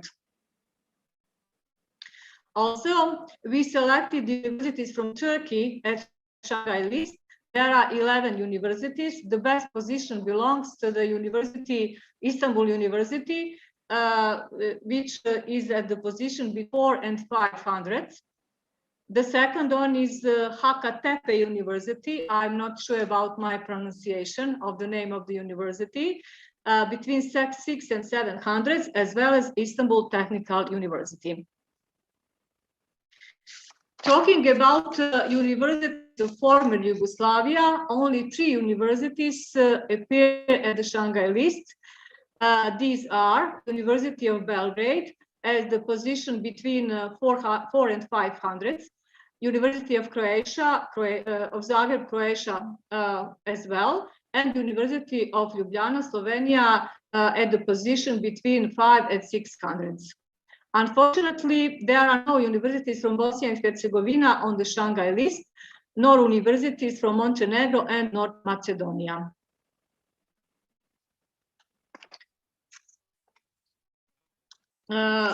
Talking about other lists, the situation on the top of list is mostly similar to the Shanghai list. The best position belong to universities from United States of America and United Kingdom, with some differences in order. Universities from Bosnia and Herzegovina are visible at QS World University Rankings, as well as Webometrics and some other lists. Nevertheless, they are not well positioned, but I don't want to take time for talking about reasons for such a situation. We know that there are a lot of room for improvement, and the most important is to identify and set goals and define activities for their achievement.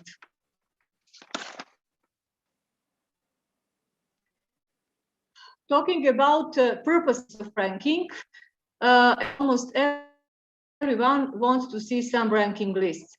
Rankings service a variety of purposes. First of all, response to user requests for information regarding the position and reputation of higher education institutions, stimulates competition between higher education institutions, provides specific annotations that can be used for funding, helps differentiate between different types of institutions, and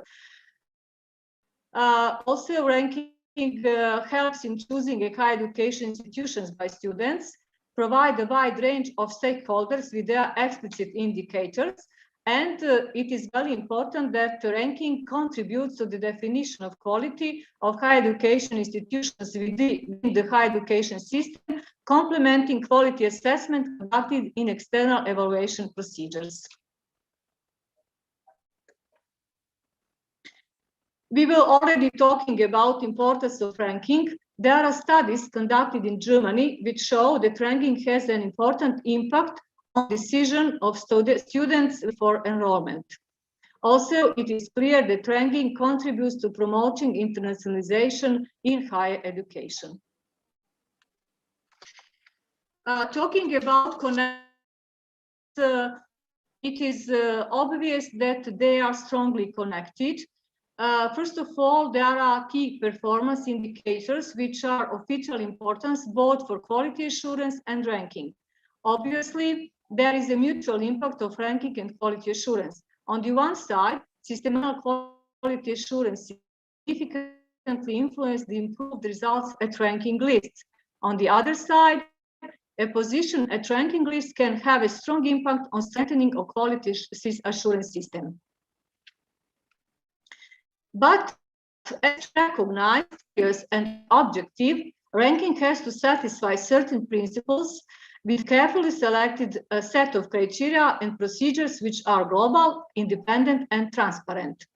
Recognizing and respecting these requirements in ranking, in 2014, European Center for Higher Education in Bucharest and the Institute for Higher Education Policy in Washington, D.C. established the International Expert Group on Ranking.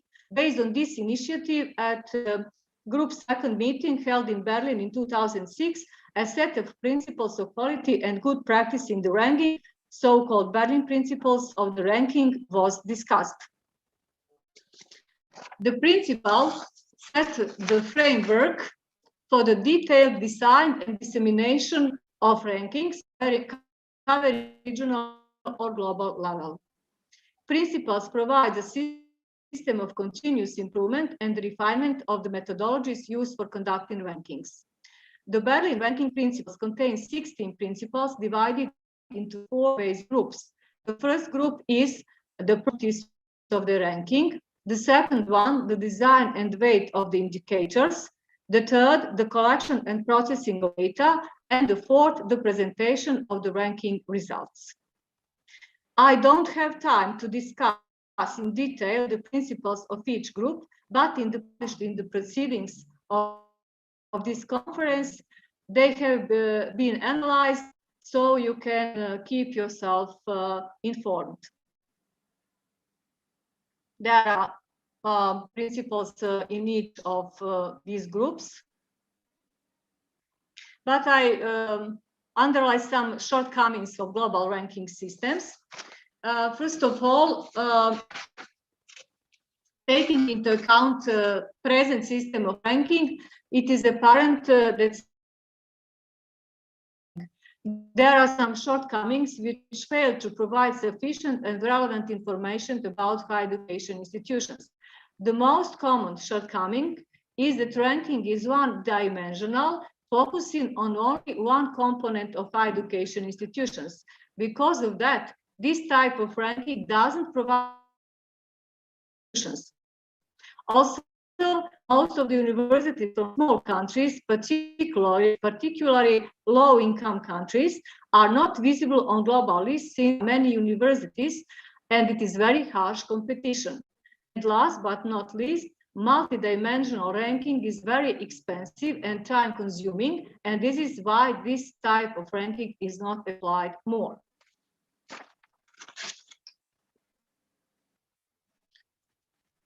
As I mentioned at the beginning, we are in the process of realization of ranking in Republic of Srpska.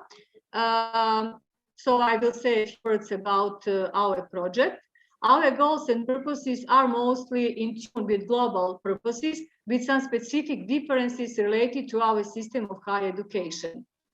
I already said that the most of the universities from small countries are not visible on global lists as competition. So if our higher education institutions cannot compare with higher education institutions from big countries, they can compare with each other. This comparison should be an incentive for improvement, especially in the field of scientific productivity, which is not at a satisfactory level.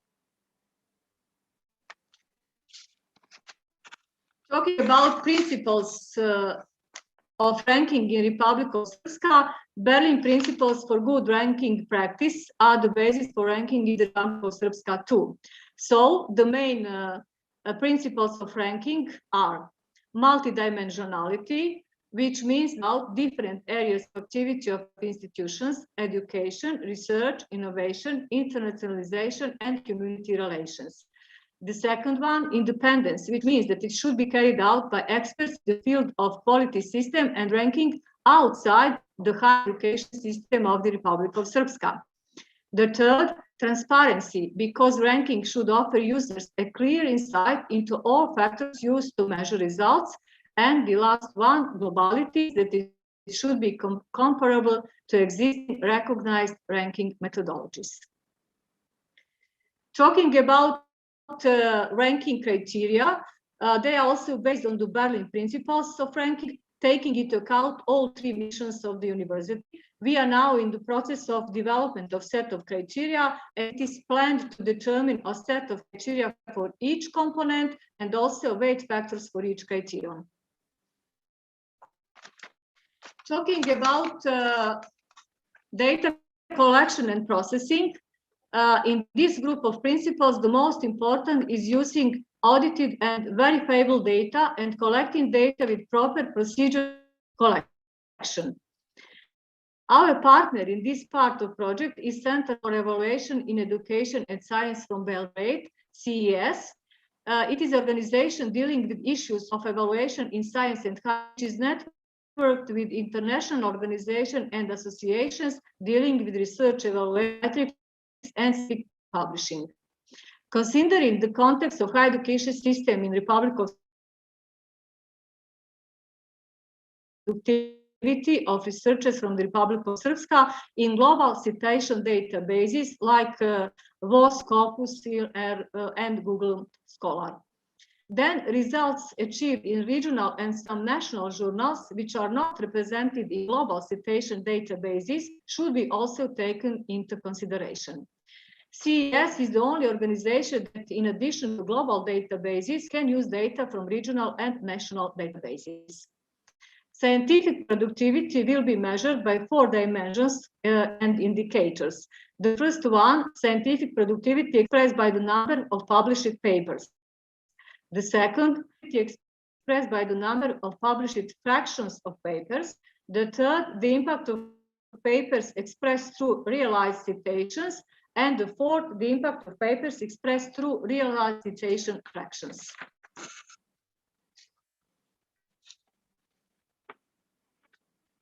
On this slide, we have bibliographic citation bases, which will be used in the process of ranking. First of all, there is a Web of Science column with more than 24,000 number of journals. Also, we will use Southeast European Science and Advanced Through Evaluation with more than 500 journals. Also, we will use the Serbian Citation Index Plus with more than 500 journals, and also we will use sample of national scientific journals. Notice that there are 3 levels of excellence of the basis, which depends on the citation base. The level of excellence for the Web of Science is 3, for Advanced Through Evaluation is 2, and for Serbian Citation Index Plus and sample of national scientific journals is 1.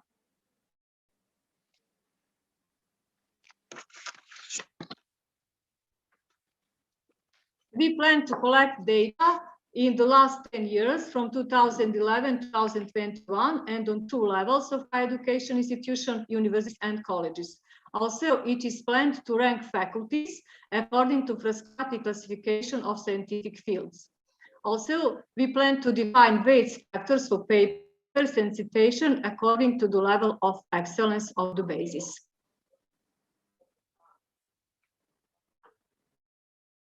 In detail about collecting data about scientific productivity related to the teaching component and cooperation with industry and society, and one-site inspection is planned by a visit of an expert team to the higher education institutions. Agency for the Republic of Srpska formed an expert team consisting of experts in the field of ranking from the region, Bosnia and Herzegovina, Croatia, Serbia, and Slovenia. By forming such a team without experts from Republic of Srpska, we provide the principle of independence of the ranking.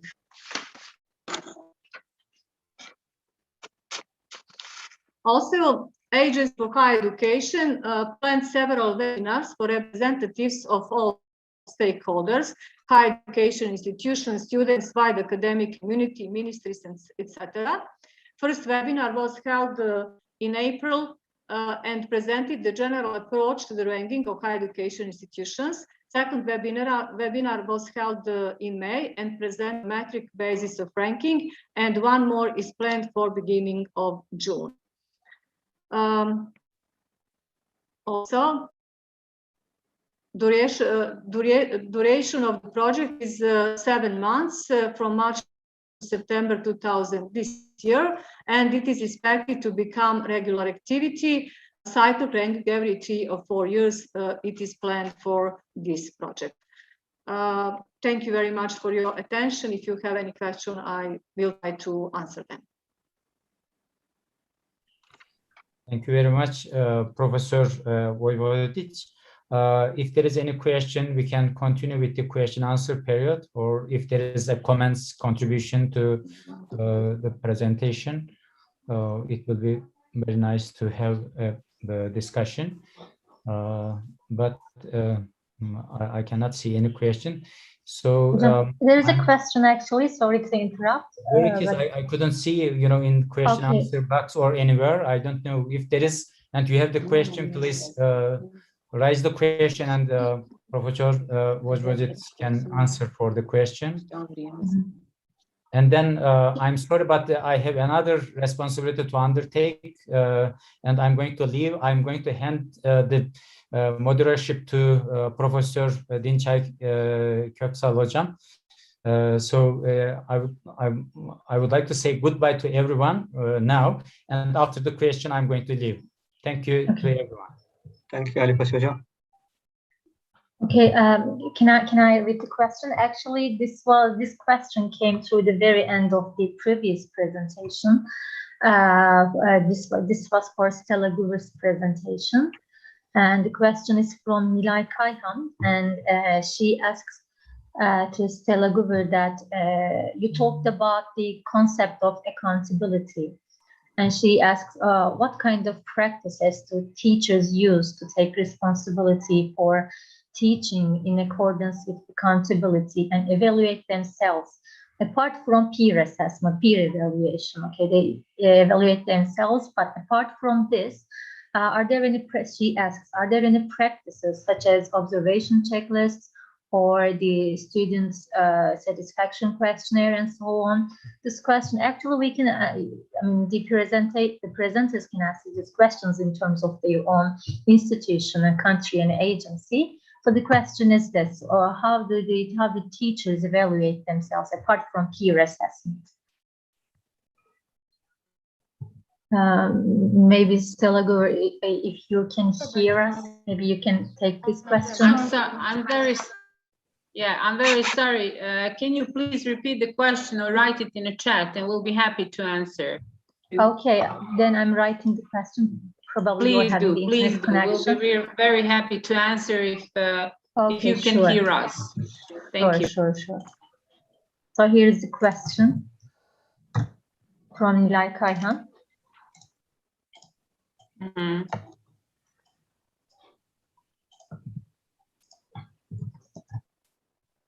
I hope you can see it. Mhm, mhm, mhm. Okay, I will answer this question. It's we talked about the ranking project, which is not part of our regular activities at the moment, you know, and the agency is undertaking this project as of March this year. This will become a regular activity, and it will be as one of the tools for internal quality assurance. This question, if I understand it right, it's what kind of practices do teachers use to take responsibility for teaching in accordance with accountability, evaluate themselves apart from peer assessment? There are, like, speaking of teachers themselves, you know, we have during the accreditation process, there are like set of criteria for assessment of teaching staff.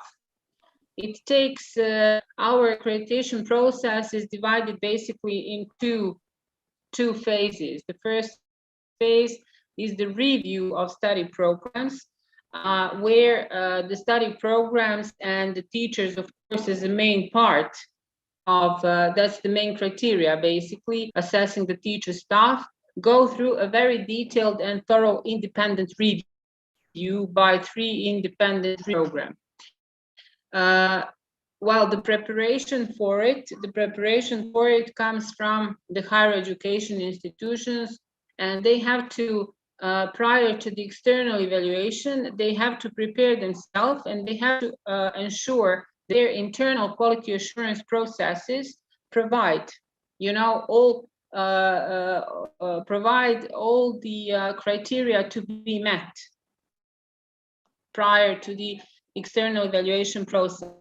So there are satisfaction, student satisfaction questionnaires. There are plans for the professionalization of teachers. Basically, there are plans for every segment of the improvement of teaching process and the teaching staff in the process. So it has to be, you know, evaluated afterwards, but procedures have to be in place to do it from within the institution. If you're happy with the answer, so there are like observation checklists, student satisfaction questionnaires, everything is in place.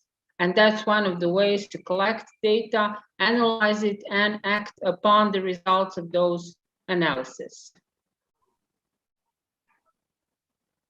Okay. Okay, so thank you for your answer. Actually, you have similar process to the other agencies, but it was very nice to hear how you do it in there in your country. Thank you. Do you have any more contributions or questions or any suggestions? If there are any more questions, we'll be happy to answer. We have prepared, I don't know if we have time, you know, I can say, I don't have to do the presentation, but it's not part of the agenda, to be honest. I haven't seen it on the agenda, but we wanted to say just a few words about the thematic analysis that we did during the pandemic, teaching process during the pandemic. I don't know if it's interesting for the audience, and I will be quite happy, and I will not take much time. Okay, it was actually our pleasure. Thank you. And many greetings to the Republic of Srpska from Turkey, actually. And actually, as a member of International Affairs of Committee of ETAC, I am very pleased to be collaborating with you and aware of your great effort, yes, of course, before the pandemic and also right now. So thank you for that, especially. And once again, thank you. And we send our deepest sympathies to your colleague Duska for her loss, and we are really sorry. And once again, thank you for the presentation. If we have no more questions or contributions, if we have no more questions, we will go on with the next presenter. I assume that our presenter from Kosovo, Naingash, is not here yet. So if she's ready, we will be going on with Lola Abbasova from Azerbaijan. If she's ready, of course, she will be. If you're ready, can you please turn your? Okay. So she will be talking about the positive effects and challenges catalyzed by the pandemic for quality assurance in higher education in Azerbaijan, Department of Quality Assurance in Education. So before we start, I'd like to send many greetings to Azerbaijan. And you as the head of the Quality Assurance Department, Education Quality Assurance in Azerbaijan, whenever you are ready, we will be looking forward to listening to you. Thank you very much for such a warm greeting. And of course, I'm very happy to be here. And thank you very much for invitation that I received from the organizers, from you. And I'm actually ready for presentation if the previous one is not available. So so I can go ahead then. Thank you very much for your understanding. Okay. Thank you very much. So I will share my presentation on the screen just in a moment, if you don't mind. Okay, so I hope it's seen. Yes, we can see. Okay, so just 1 second. I want to make it sure that it's the full screen. No?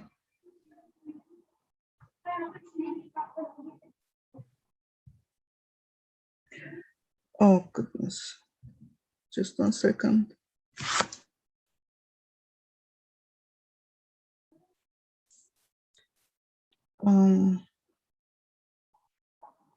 Just 1 second, I'm sorry. Okay.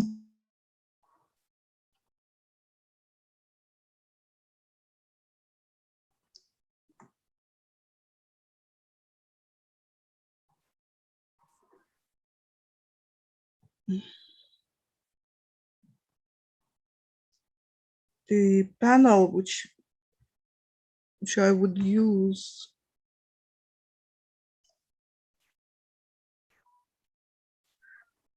We can see it. Oh, see, that's yes. fine. Yes, full screen. Sorry. Okay. On Zoom, it didn't work as a normal way I used to share. Okay, thank you very much again. Actually, this is a pleasure for me to be here because our agency is the youngest among the very much experienced one, which we had the pleasure to listen since morning. So I have to say that we're just 1 year old. But of course, the accreditation processes were implemented in Azerbaijan since 2005, but the unit which was assigned to do the accreditation and licensing, it was the unit of the Ministry of Education. Then later on, this unit was separated, but again subordinated with the Ministry of Education into one of the Office on Accreditation and Nostrification. And later on, we had a great opportunity to upgrade the status of this unit up to the agency, which is the Education Quality Assurance Agency. So this is the Azerbaijani abbreviation Tahsilde Keyfiyet Teminatı Agentliği, which is left on our presentation list. So for that reason, I really enjoyed the presentations, shared with us with the experienced colleagues. Although I see that there are a lot of similarities in what we do in all activities, for example, in accreditation methodology and processes, and at the same time, I see a lot of similarities a lot of similarities in the problems which agencies and, for example, education institutions encountered during the pandemic and still have these problems. So I believe that this would really help us to enrich our experience, although we are just 1 year old. So for that reason, I wouldn't go into very details of what we do, because they are very much similar to what we described, and be brief and detailed as much as possible, just to find the balance between all these approaches. I would like to just say that, of course, the agency was established by the presidential decree on the very, very last days of 2019. So that's why we are just started functioning in full compliance with our statute in 2020. But imagine that once we started the new institution and we are in the process of establishing of its units, or the normative documents, all the regulations, we have encountered with additional, burden and additional problems coming with the pandemic, and the quarantine regime, which restricted a lot our operations as institutions, first of all, not talking even about the operations which we had to do in accordance to our statute requirements. So we were in a process of institutional development on the very beginning of 2020, for example, establishing the structure of the agency and recruiting the new employers, which are in line with the new updated or upgraded status of the agencies. So all these processes, were in the conditions when we didn't go to office, everything was switching into online, and it really influenced quite seriously our operation capacity. But we are happy to say that we overcome this, could overcome these difficulties, and so far we started functioning in full capacity by the end 2020.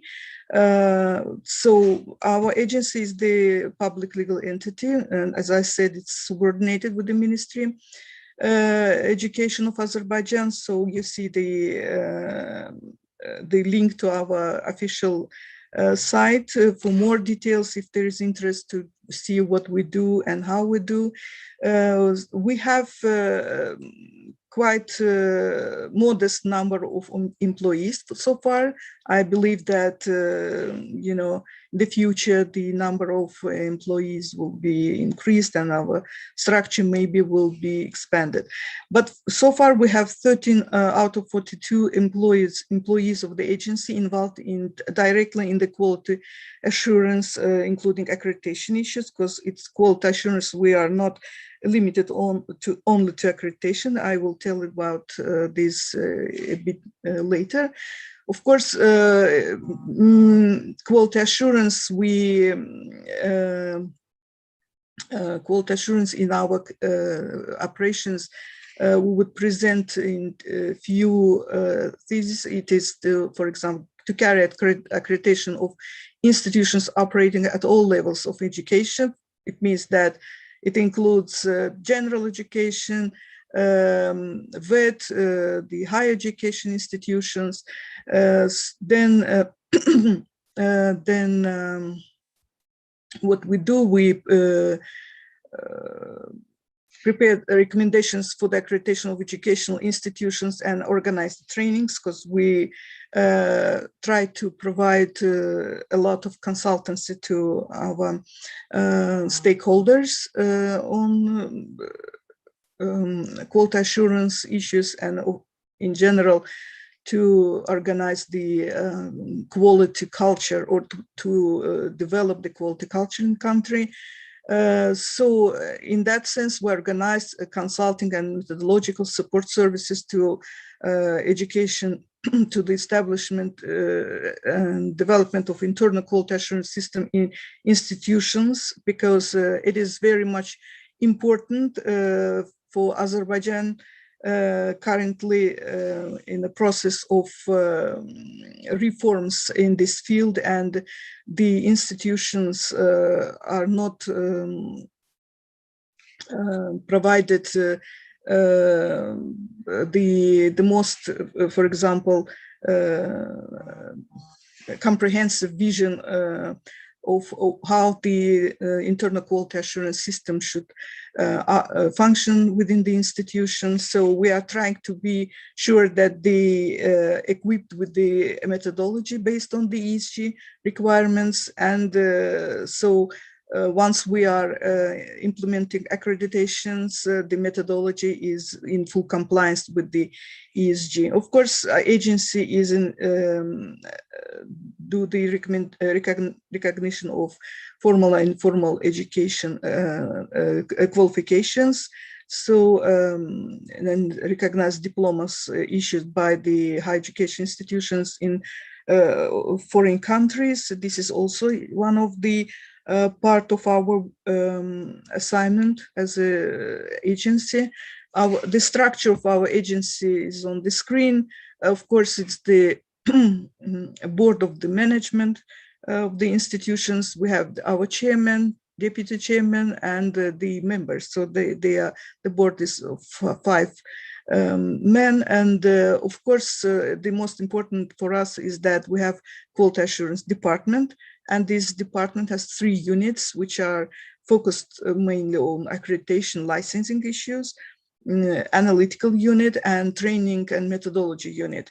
As I said, our functions are distributed between these 3 units to be sure that we cover all aspects of the quality assurance process.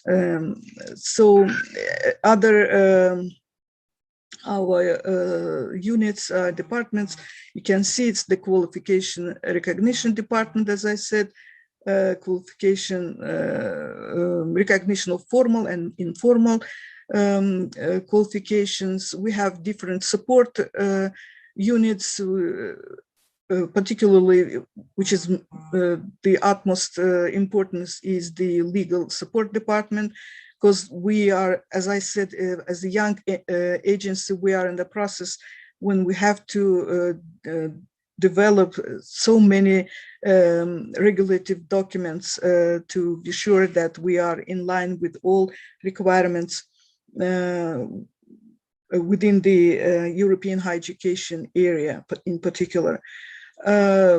Of course, for us, internationalization is very much important because, as I said, we have observed through our, communication with our partner organizations and actually our experience before the agency that we have a lot in common.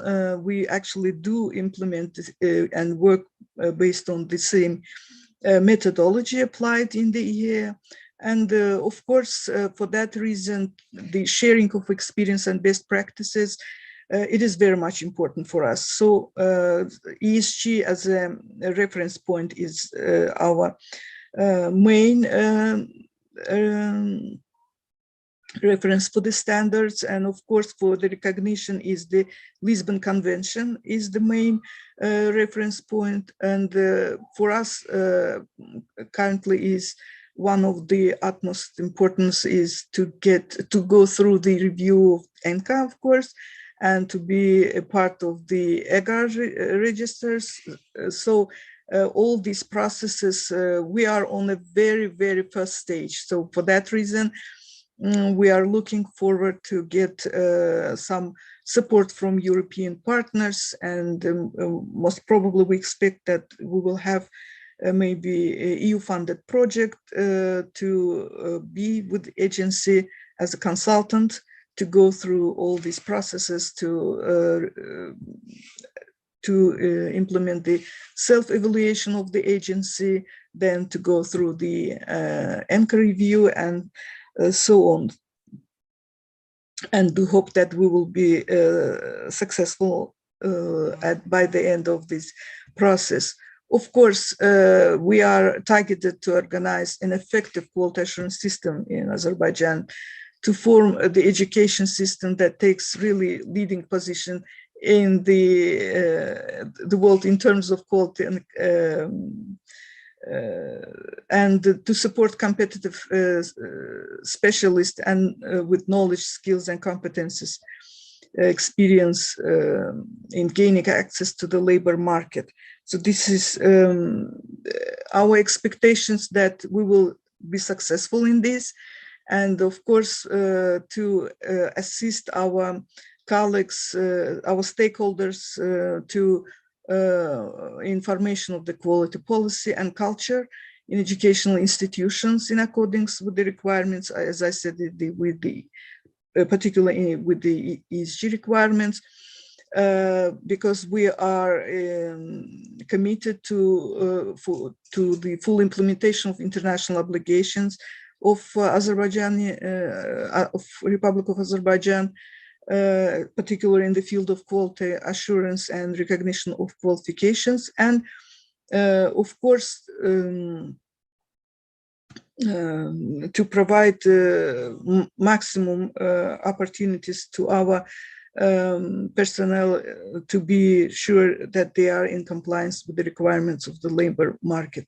So quality assurance system in Azerbaijan, I just put very brief remarks. It is, of course, state standards. It's the main compliance requirements. It's the study programs and normative regulations. As I said, it is the internal quality assurance system in educational institutions, but these systems are mainly based and regulated by internal quality assurance policy. I believe that in Azerbaijan, as I said before, we are in the process of establishing the even wider national policy and system of interpreting the internal quality assurance system. I mean that to be sure that the ESG standards are not just the priority for on level of the higher education institutions, but rather on national level. So, and of course, external quality assurance system, which is provided by our agency, and most of these the main aspects of the system are regulated by the law of education and accreditation rule, which were rules which were adopted in 2020, also in December, just a few months ago.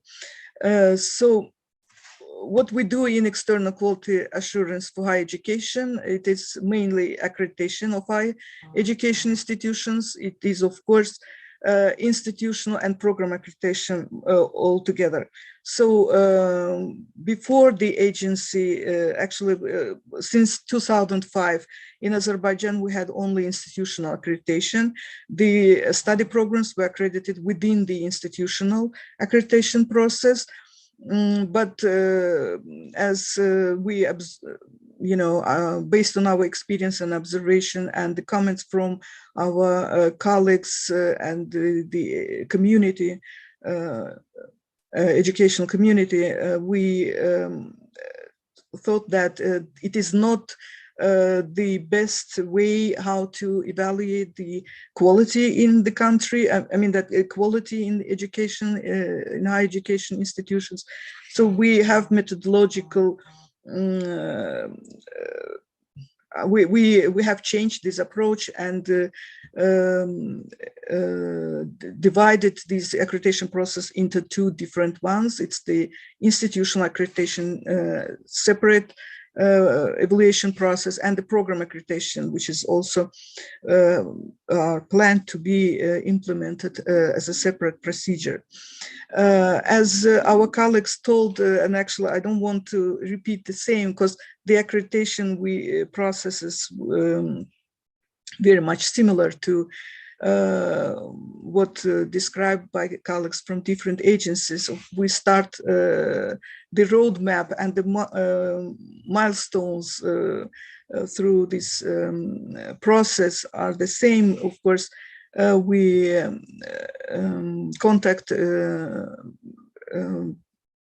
the start of this, communicate the start of the accreditation with higher education institutions first, and of course they have an opportunity and enough time to go through the self-evaluation within the institution, to draft the self-evaluation reports and submit them to us. We are trying to support them through this process and provide trainings how to write the self-evaluation report to be sure that they meet all requirements, and do their best. And of course, we communicate the organization of site visits. And by the end of the process of site visits, we get the evaluation report from the Accreditation Commission established by the agency. And then this evaluation report goes directly to the Accreditation Council for the final decision. We had this, process, we have saved this process within our new accreditation rules, but we have enriched it with the new important moments, aspects. For example, when we create the accreditation commissions, of course, we try to be in line with the ESG and requirements. So we involve their students, and of course, I mean that represented from student community, from labor market community, of course, the academic community, and for certain reasons, of course, including academic community and the management, which from the higher education institutions, those who are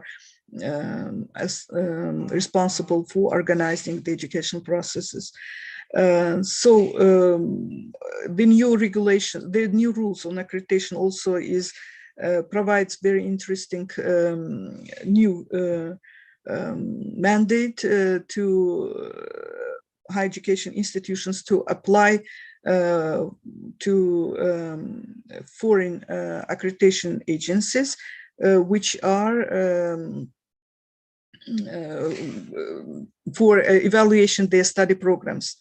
But if they apply, for example, and have their programs evaluated by the agencies registered by EGAR and full member of the ENCA, so it will be even more advantageous, because the final reports of this evaluation, they can be submitted to our consideration by state. I mean that to be considered for the state accreditation, they can apply with this final report to our agency, and we are can forward it to the Accreditation Council for consideration. So for that reason, we are open for the cross-border quality assurance practices, and at the same time, it is applied also to the joint programs accreditation as well. So we have a lot of interesting moments, the new moments, which are in line with the ESG requirements in our new rules. And of course, it is very important. I just want to share, say a few words, because I heard that was a moment for interest from colleagues. We have applied the new evaluation scheme as well. So it is something new, which is for us, it is define compliance with these standards. So accreditation means compliant with the quality standards, partially compliant, or non-compliant. So we believe that institutions based on this evaluation will be accredited for 5 years, or get the conditional accreditation for 2 years with the requirements for the repeated review and repeated accreditation upon the completion of 2-year period, and non-accreditation. So this is also something new, will be applied. I say will because we haven't started to work with these accreditation rules because we haven't finished the update of the new accreditation criteria. So we are on a very, very final stage. We really used the 2020 silent period because of pandemic. So we used this period to draft the new accreditation criteria, both for institutional and program accreditation. So we are expecting these criteria be approved very soon, and once it is approved, we will start the process of accreditation. So that's why I am always referring to the future, because we haven't had a chance to practice in full all these new amendments. So which is also the new thing we plan to apply, it's the monitoring the progress on ensuring the quality of education by higher education institutions within 5-year post accreditation cycle. So it will be done on an annual basis. As we all know, the Accreditation Commission in final reports or the evaluation reports, they provide a bunch of recommendations for higher education institutions, how to improve their some shortcomings or the quality in this institution or within the program. And of course, we thought that it would be helpful for institutions and for the ministry to be sure that the progress on ensuring the quality of education, I mean that implementation of these recommendations are well established, are well implemented in the educational institutions. For that reason, these institutions, and it is the requirement of the accreditation rule, that they will provide the agency with their vision of the work plan, how the recommendations will be implemented, and who are responsible, what is the time frame of the implementation, what are indicators, what they want to achieve, and so on. So I mean that all the strategy, how these recommendations are planned to be implemented, and this work plan will be agreed with the agency. So agency will be able to monitor the progress, how it is implemented by the institution based on the time frame they have provided us. For that reason, yeah, so we will proceed through the contract. I mean that this will be contracted with the, there will be contract between agency and institutions. Again, we will we have planned to go through the evaluation of higher education institutions and study programs through licensing process. So there is a commission which are responsible for providing, I mean that opinion on new established education institutions or study programs. So we are part of this process and do our best. Of course, for external quality assurance, we provide, as I just mentioned before, ESG-based trainings for external evaluators. I mentioned that we do provide trainings to our higher education institutions staff during the self-evaluation, but at the same time we provide very comprehensive model of trainings for external evaluators and certified them by the end. We just started this process. Be sure that we have well-educated, trained experts, evaluators, which are equipped with the knowledge on how the ESG requirements should be proceeded and should be used by higher education institutions, at the same time by the agency, how a system has to be organized and work. So, of course, promotion of quality culture for main stakeholders, which is very much important for us, and we do a lot in that sense. I mean, organizing events, we have our publications, that we will produce them and hopefully soon share with the colleagues through our official website. Of course, we are very active on media,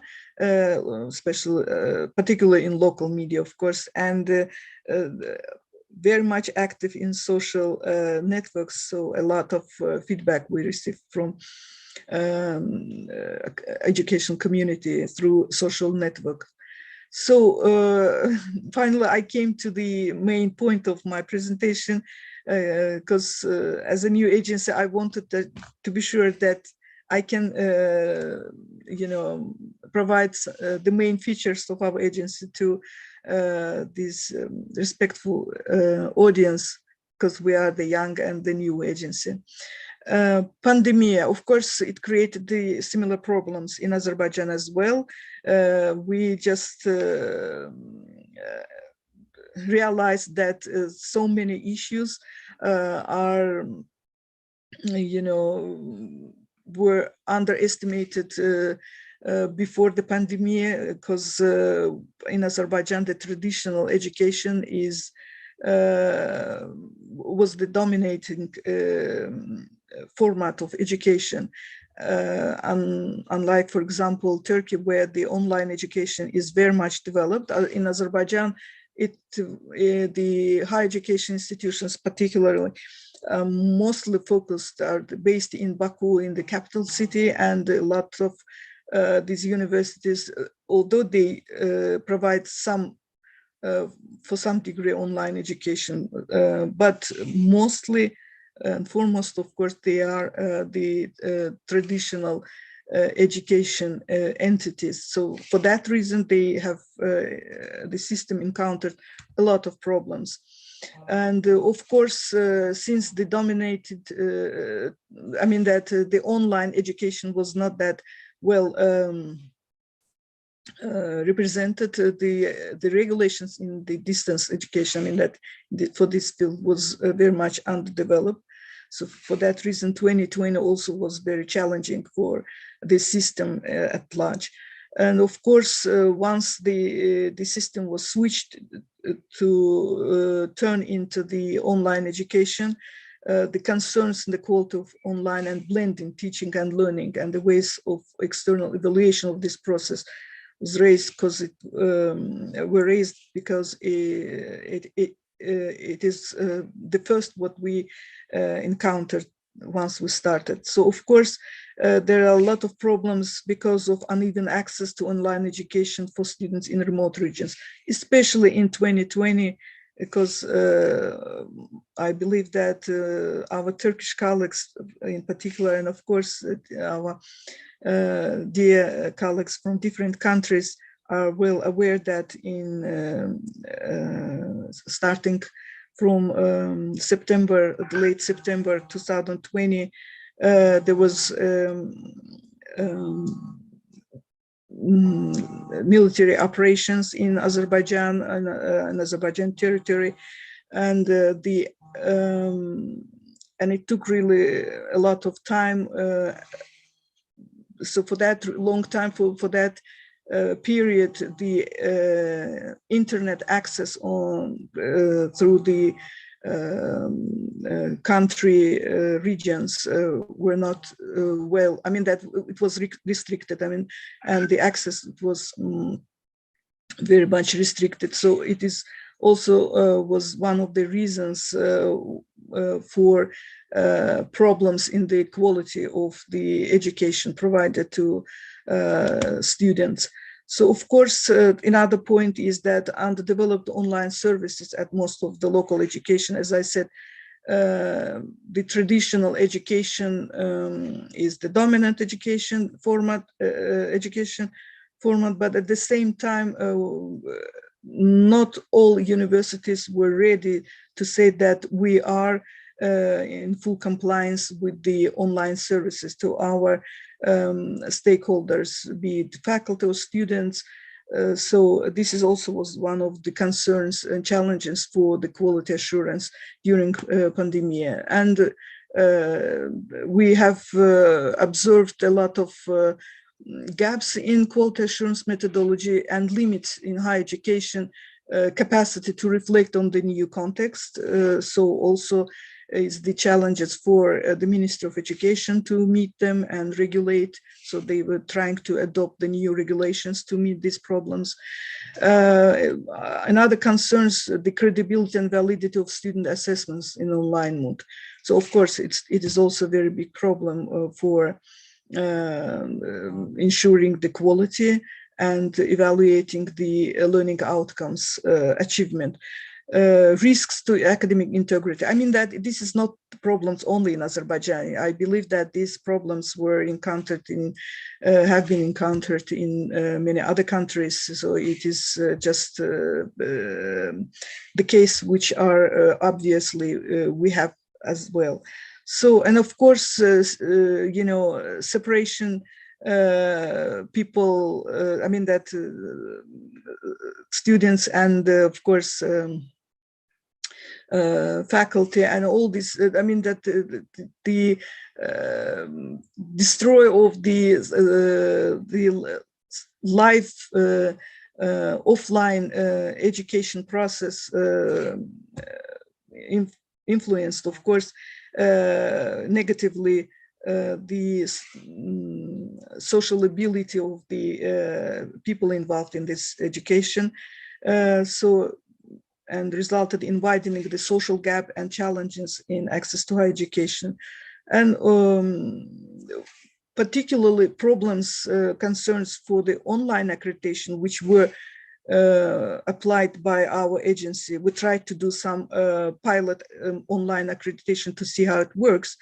We saw that there is very quite big limits on providing full confidentiality during interviews through the online accreditation. And of course, it really creates a lot of problem when we evaluate, assess the feedback from faculty or those who are involved in the interview process. And I believe that this is also has to be considered in the future once we will update or upgrade the methodology for online accreditation. But fortunately, pandemic has some positive impacts as well.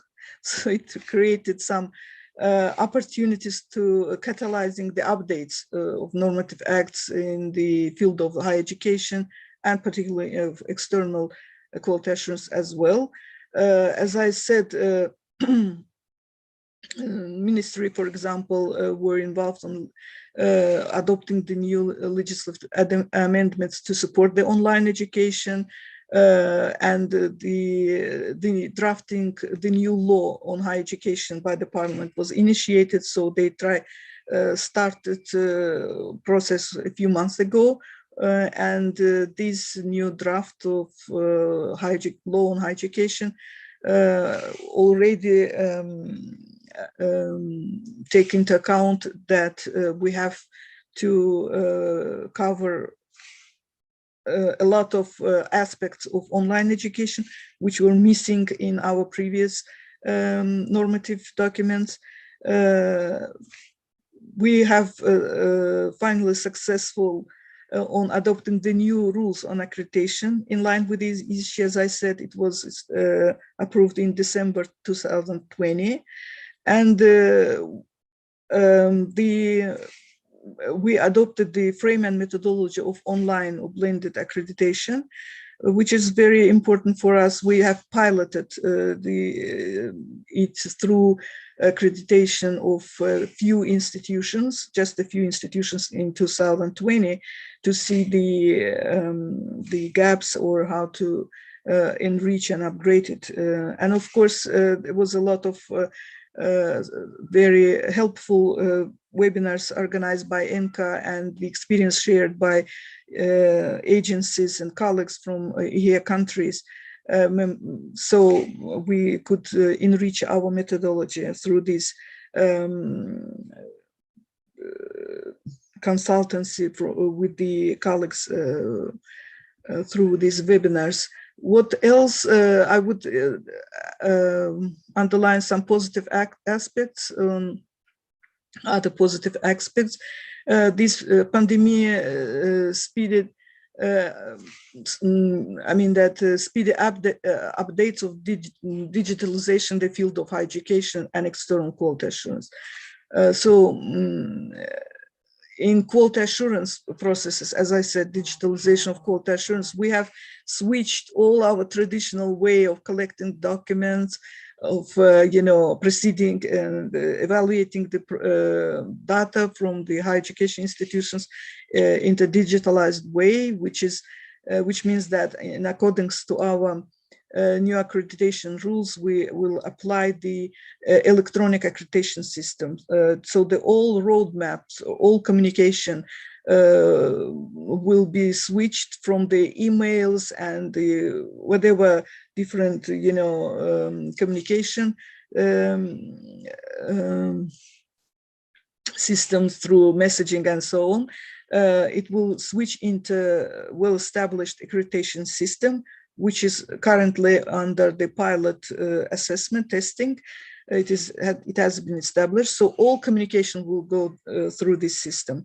Accreditation commission, institutions, agency, accreditation council, each stakeholder which participate in this process will have their own particular access to this system.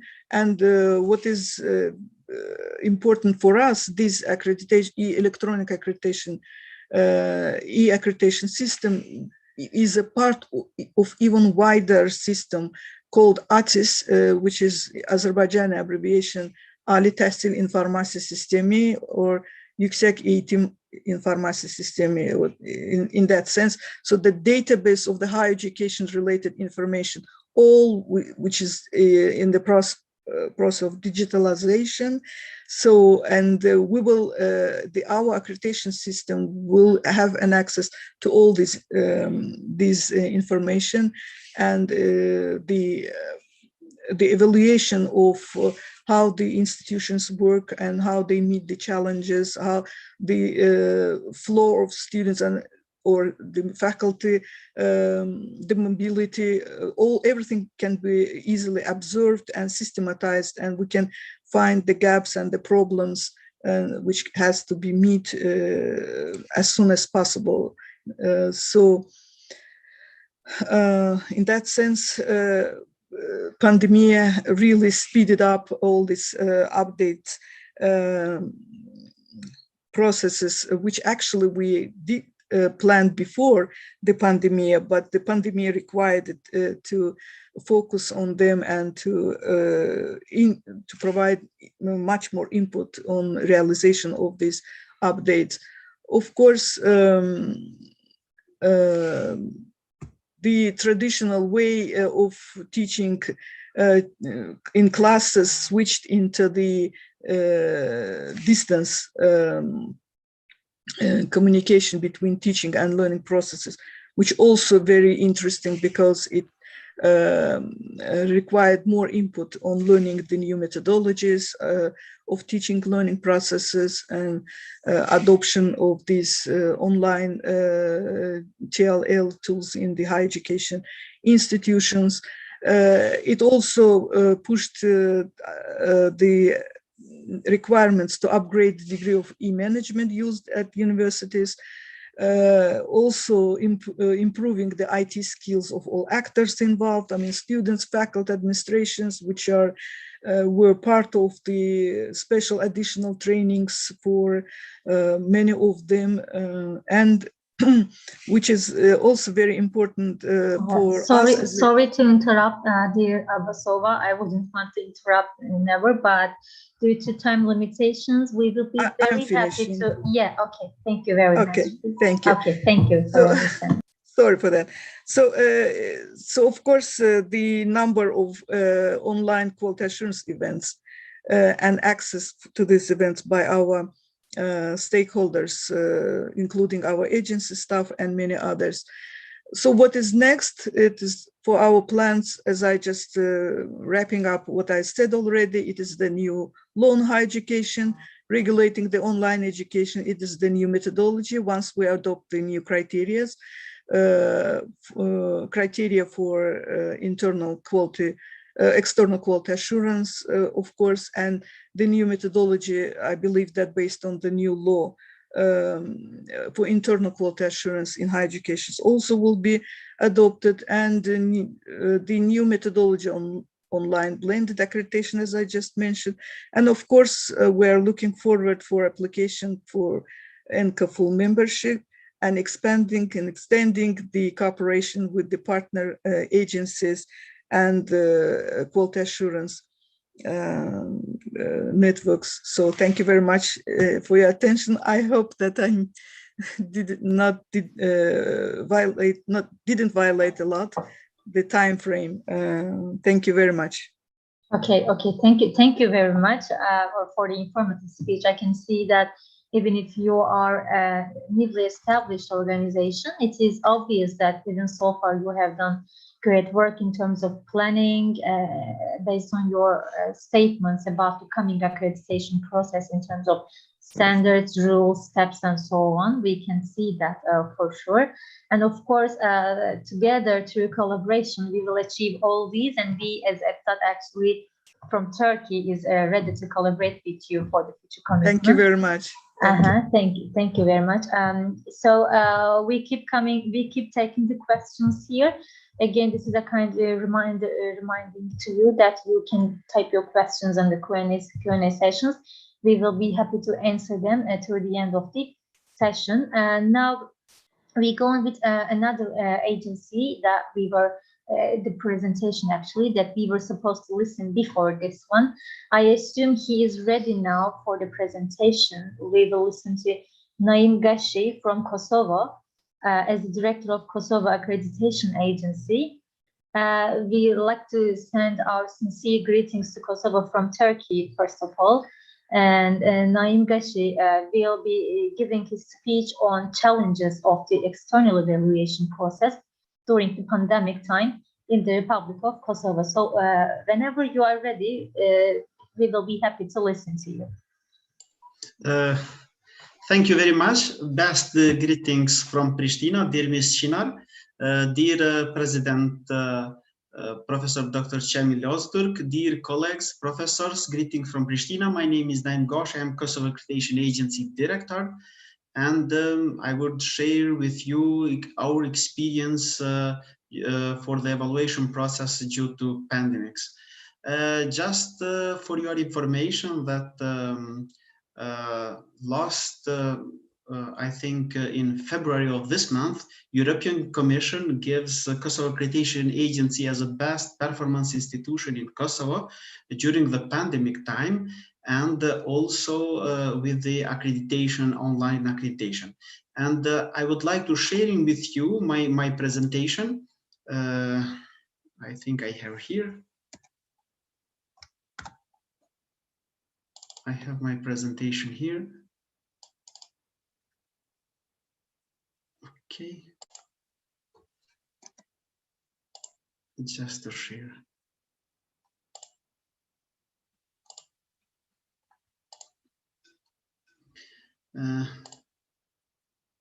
I think you can see. Yes. And, I would like to share with you the challenges of the external evaluation process in higher education during the pandemic time in the Republic of Kosovo. And I would like to share some basic information how the Kosovo Accreditation Agencies function here in Kosovo. And after that, I would explain a little bit how we are engaged 85 international experts team in distance in the process of accreditation in Kosovo. I think that Kosovo Accreditation Agency is an independent authority which accredits and reaccredits public and private education institution for a limited period of time. And the State Council of Quality, we called our board. It is a decision-making body and policymaker body. And it is comprised of 9 members, 3 of which are international. And without one vote from the international members, we cannot pass any decision in Kosovo Accreditation Agency. Now we have 3 international members from United States, United Kingdom, and from the Germany. And they are proposed and they are ratified in Kosovo Assembly. But before that, they are proposed by the embassies here in Kosovo. I think that the third part is our appeal commission, the authority which treats and reviews the appeals submitted against the State Council of Quality decision, comprised in the 3 permanent and the 2 reserve members. This is our 3 part how the Kosovo Accreditation Agency is functioning. And the basis of the functioning Kosovo Accreditation Agency is Law on Higher Education in Kosovo, which is approved in 2011, and now we are in our legislation.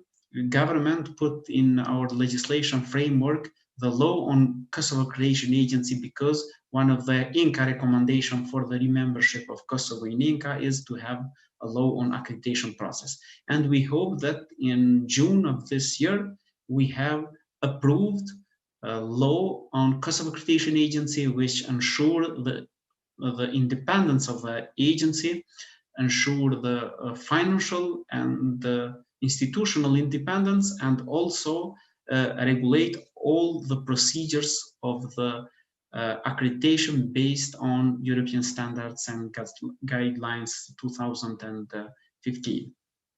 Now we have also the administrative instruction, and also we have our internal regulation. We have regulation for the State Council of Quality or the board of the agency. In this week, we have approved with a suggestion from the INCA our internal quality procedures, with the support from the US Embassy here in Pristina and implemented by NGO VOS Kosovo.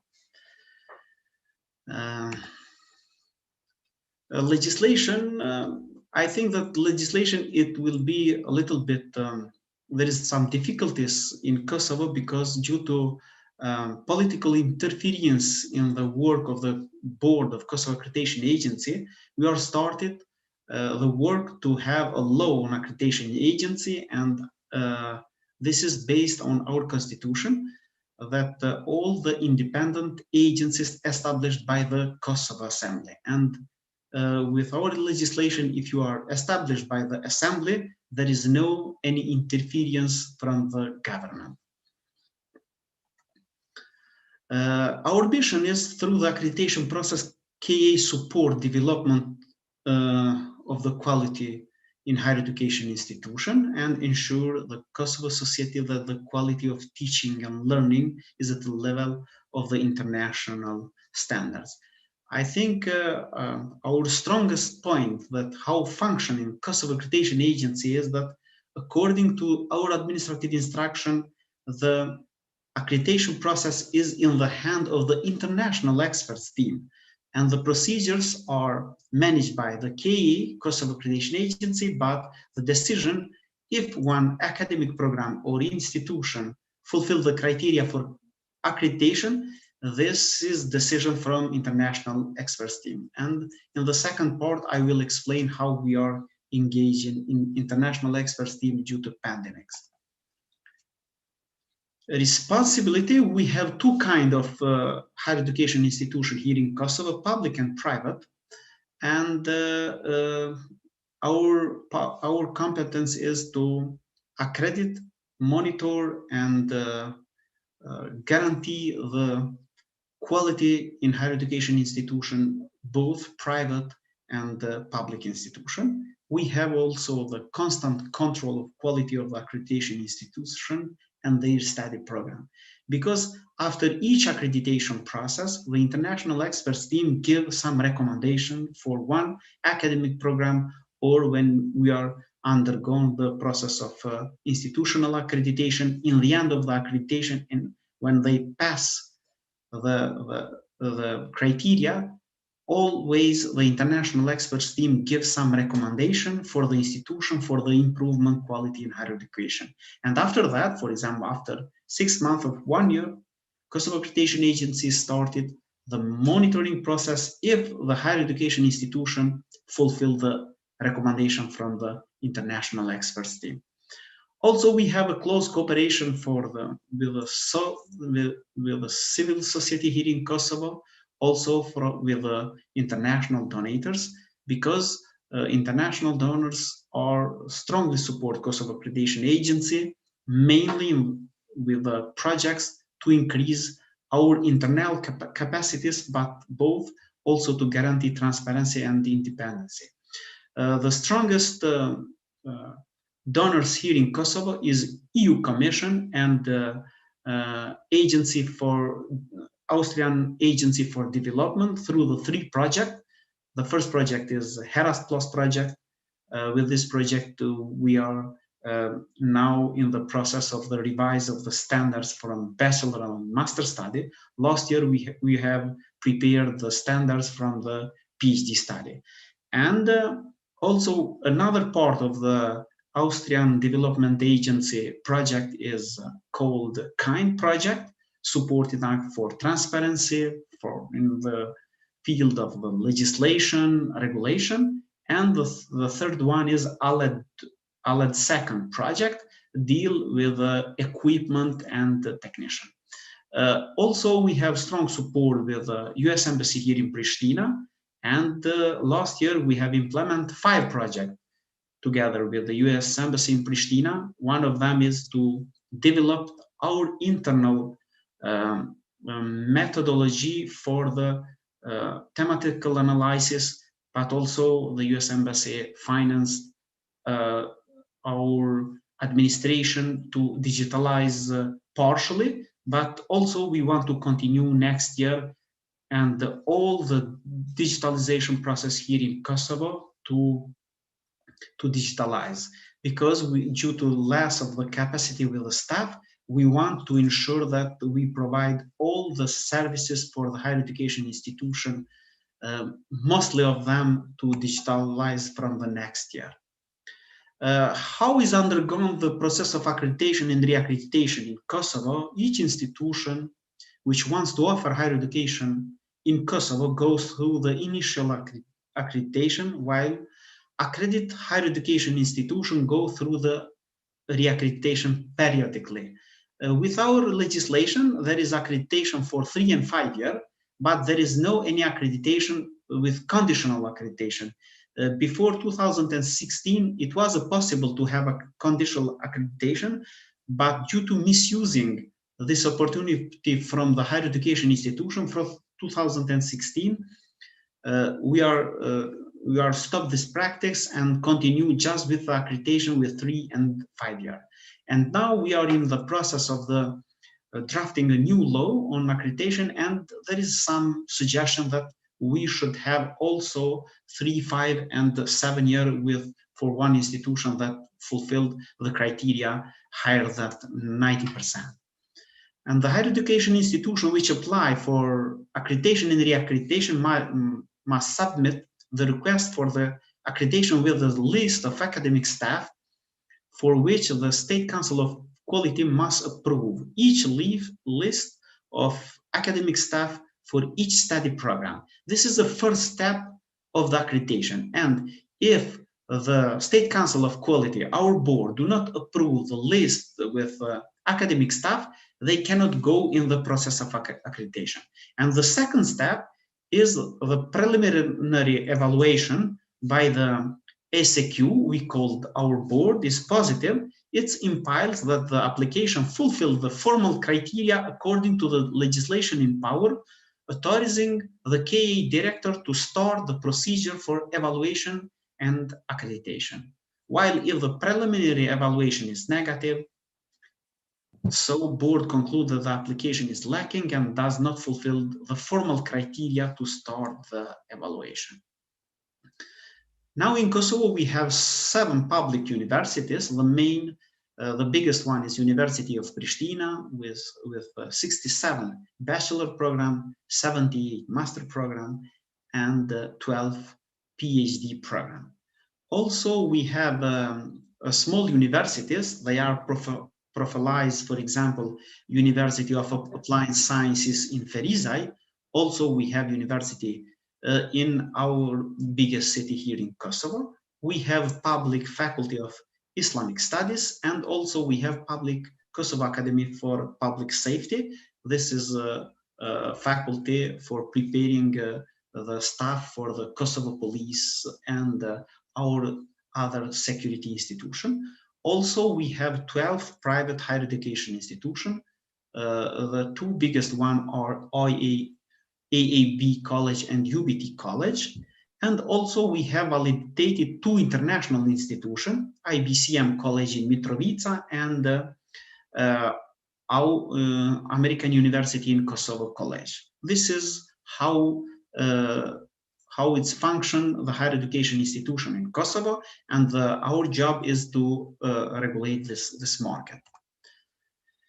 Internationalization of KA, we are a full member of SENCA and in AQAHE, but also our international,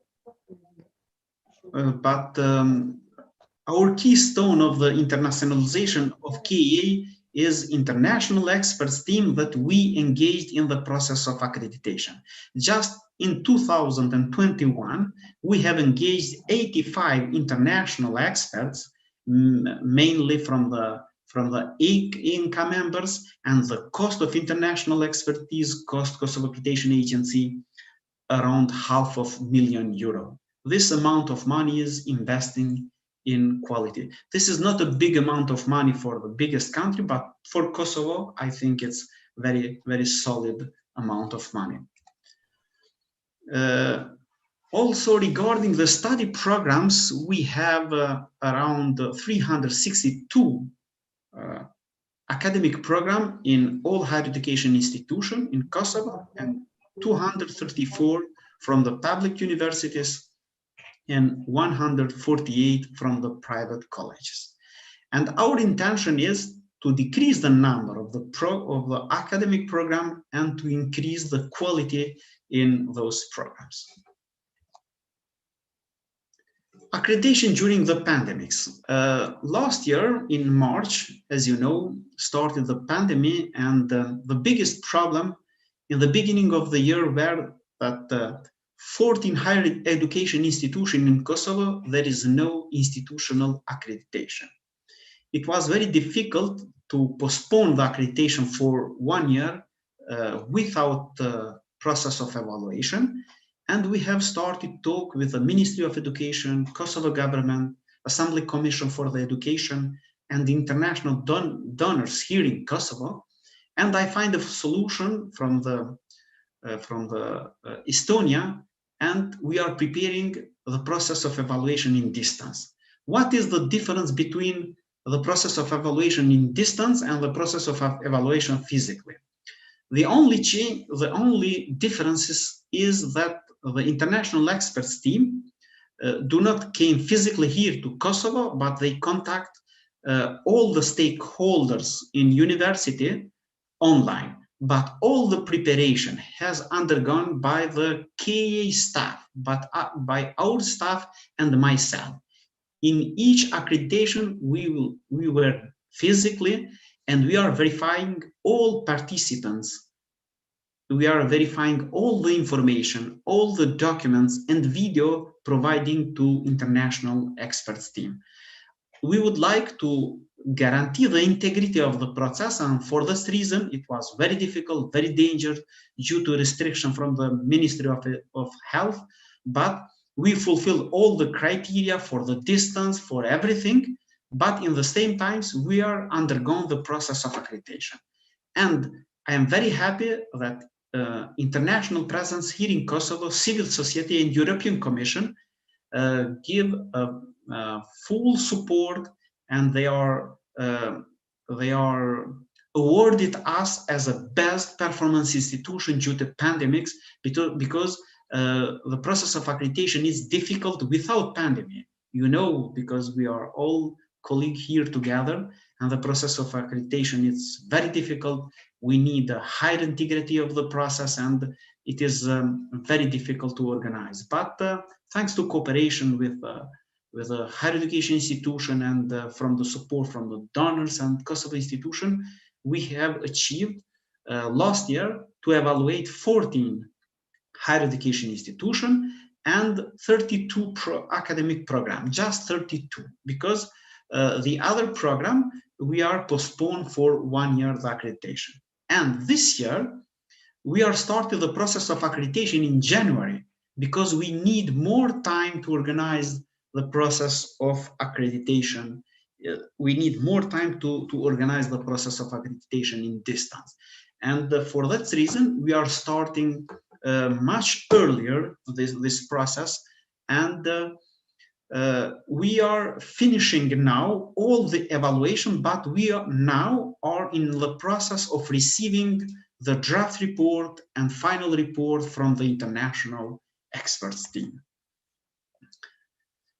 Institutional accreditation, as I mentioned, last year we have 14 visits online, and this year we have 10 visits.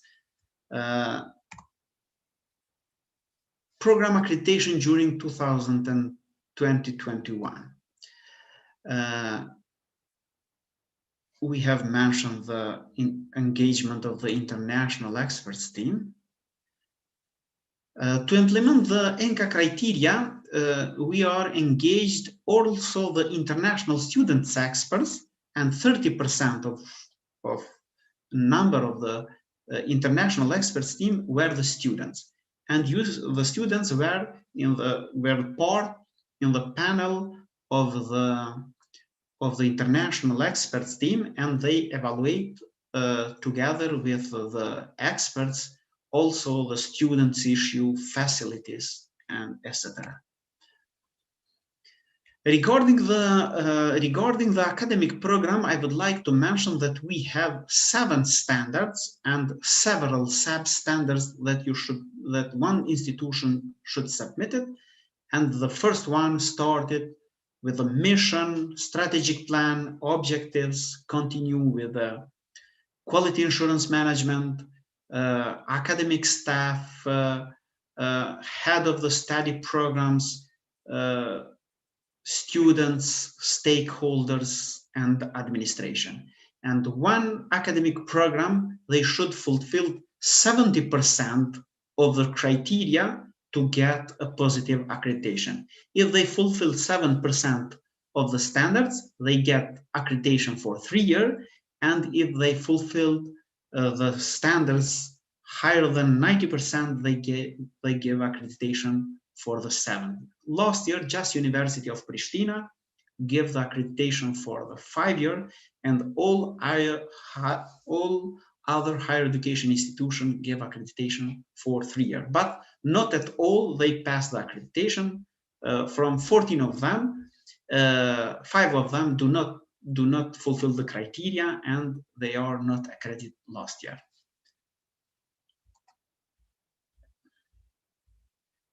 in 2021, the number of the academic program in accreditation was terrible. As you mentioned, 239, and entire in Kosovo, we have 362 program. More than half of the all academic program in Kosovo we are evaluating this year because we have one dismissed from the board previous year, and all the academic program from 1 year to 1 year postponed the accreditation. And last 2 years we are cut, and all the higher education institution here in Kosovo from the 1st of October they have evaluation. Some of them pass, many of them pass the accreditation, and some of them they do not fulfill the criteria, do not give accreditation, and they need preparation for the next academic year. The number were terrible, but I think that 85 international experts team, they have on-site visit, as we called the visit in the institution, and we were there physically. We are providing all the information, all the documents, interview needed, international experts team to do the evaluation. And one of the main, our famous experts, international experts that we have, for example, Milita Kovacevic from Croatia, Professor Milan Pol from Czech Republic, but also from Petar Normak from Austria, and all over the world, they said that according to ENCA criteria, there is no any differences between the distance and physically evaluation, but the evaluation process in distance is more stressful, more complicated to organize, because in any time maybe the internet connection is not so perfect in some municipalities here in Kosovo, and we are afraid that some of the evaluation process may can interrupt due to technical issue. Thanks God, we evaluate 239 evaluation without any problem that can I mention. We expect that in the end of this month, in June 2021, all the international experts reports submitted to Kosovo Accreditation Agency will be approved or dismissed by the board of our agency.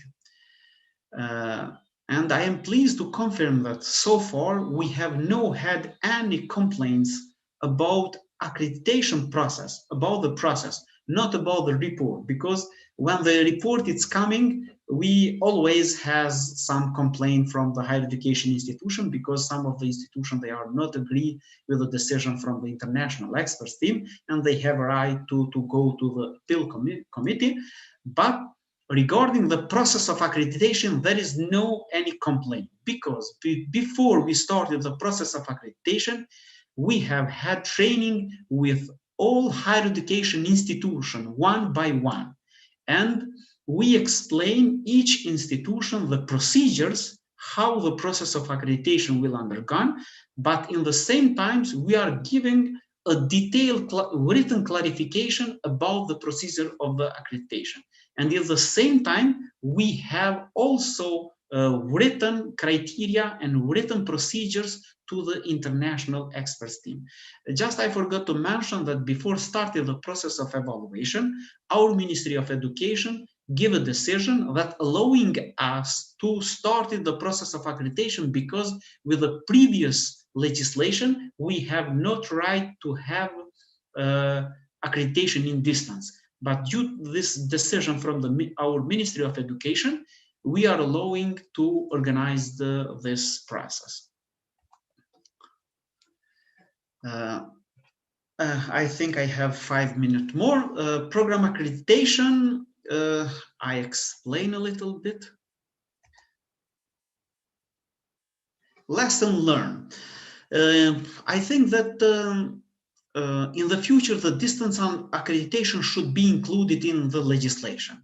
Also, my suggestion is that in the process of the re-accreditation, we can consider the online evaluation, because if one institution gets the accreditation for the first time, they submit some basic the optimal criteria to get the accreditation, and if they going to the process of the reaccreditation, I think that we should reconsider to have also distance accreditation.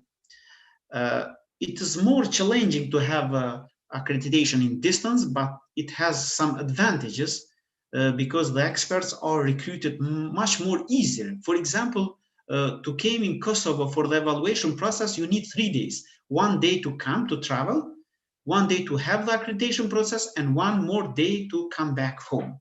And now it's very easy to find expert, for example, for 1 or 2 days, than to find international experts for 3 or 5 days.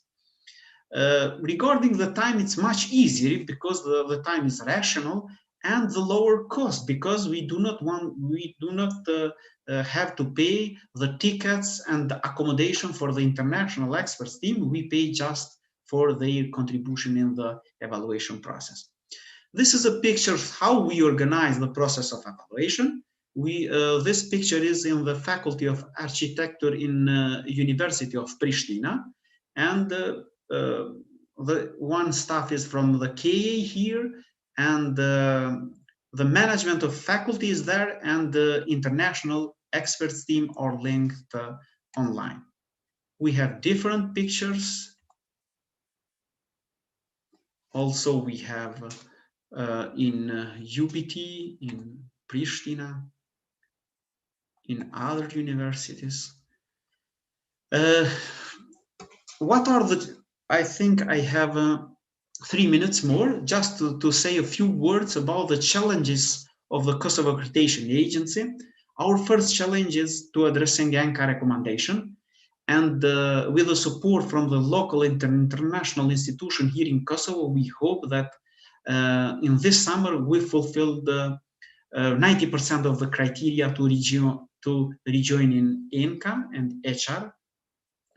I think that the lack of the database for the labor market here in Kosovo is one of the obstacles for Kosovo Accreditation Agency, because we do not need quite exactly what kind of academic program needed here in Kosovo.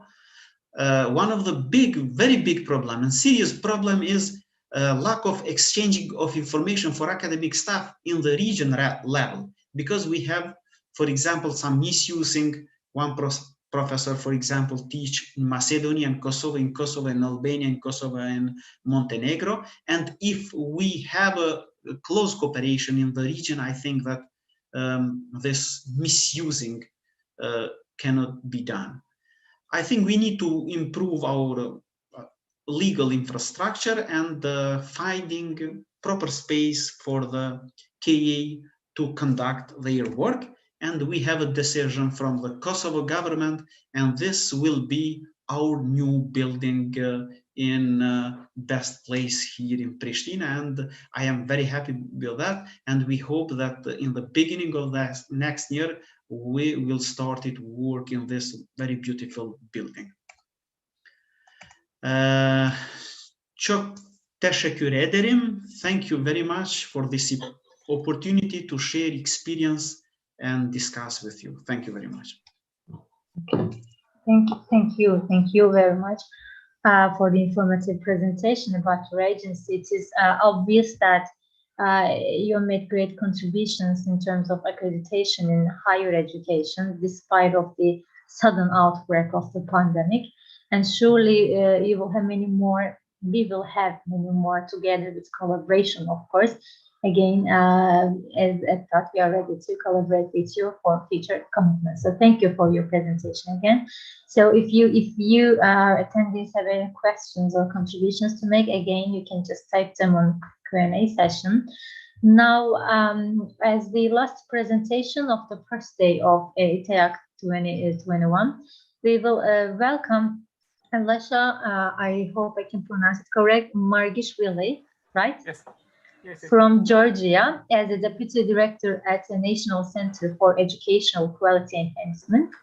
And he will be talking about National Center for Educational Quality Enhancement. in terms of your experiences in his country, Georgia. So, dear Margishvili, whenever you are ready, we will be happy to hear your presentation. Oh, thank you so much. Thank you.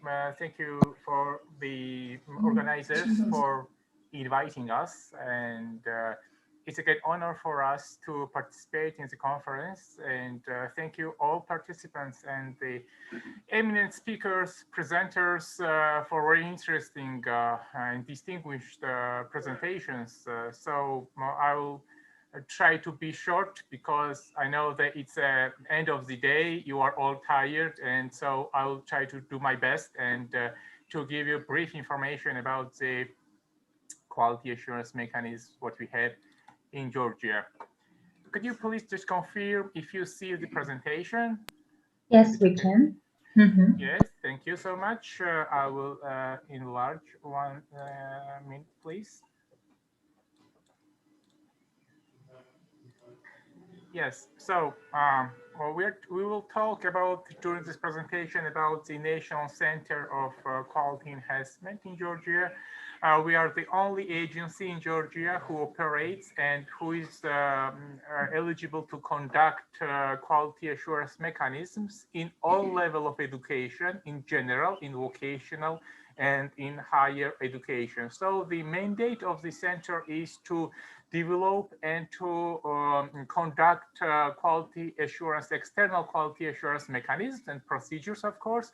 Also, we are responsible for the development of the qualification framework of Georgia, also recognition of education, and moreover, we also support the quality enhancement within the institutions, within the vocational education institutions, general and higher education institutions. So our main mission is support education quality enhancement by providing services that are user-oriented and based on internationally recognized standards and best practices, as well as by supporting enhancement of quality-oriented governments. So our main goal is to promote educational institutions to have and to implement within the institutions the internal quality assurance culture. So we promote by conducting several workshops, by conducting seminars, trainings, conferences, and etc.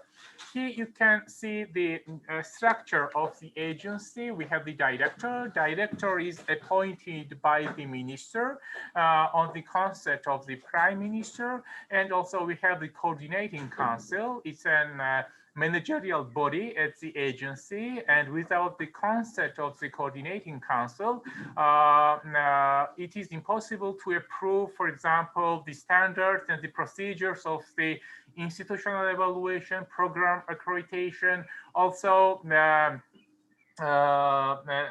strategic development plan, action plans, and several important documents for the agency. So the coordinating council consists of different stakeholders like representatives of the ministry, educational institutions, labor market, and also we have the student representatives at the council. Also, we involve in the council international experts as well. Last year, I have to mention that last year we enhanced the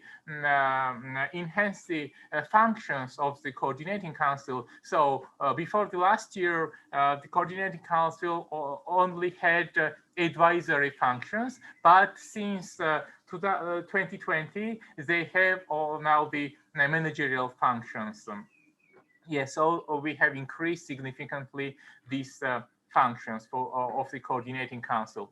I would like to give you the brief information about the international relations of the agency.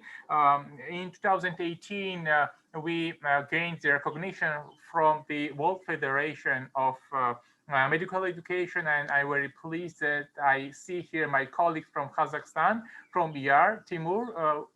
Greetings from Tbilisi. Also, as you know, they are the members of the WFME. and the ENQA. In 2019, we joined the ENQA. We became the full members of ENQA, but since 2013, we were the affiliated members of ENQA, and we submit the self-evaluation report to ENQA in 2018, and in 2019 we became the full members of ENQA. And the same year we were registered to the ACR as well, and we are deeply and fully involved in the processes which is organized by the Bologna process and by the peer groups. So from 2018 till 2020, we were the co-chairs of the BICG Group C, which was working on the quality assurance. And now we are performing the co-chair functions for the A group, which is responsible for development and enhancement of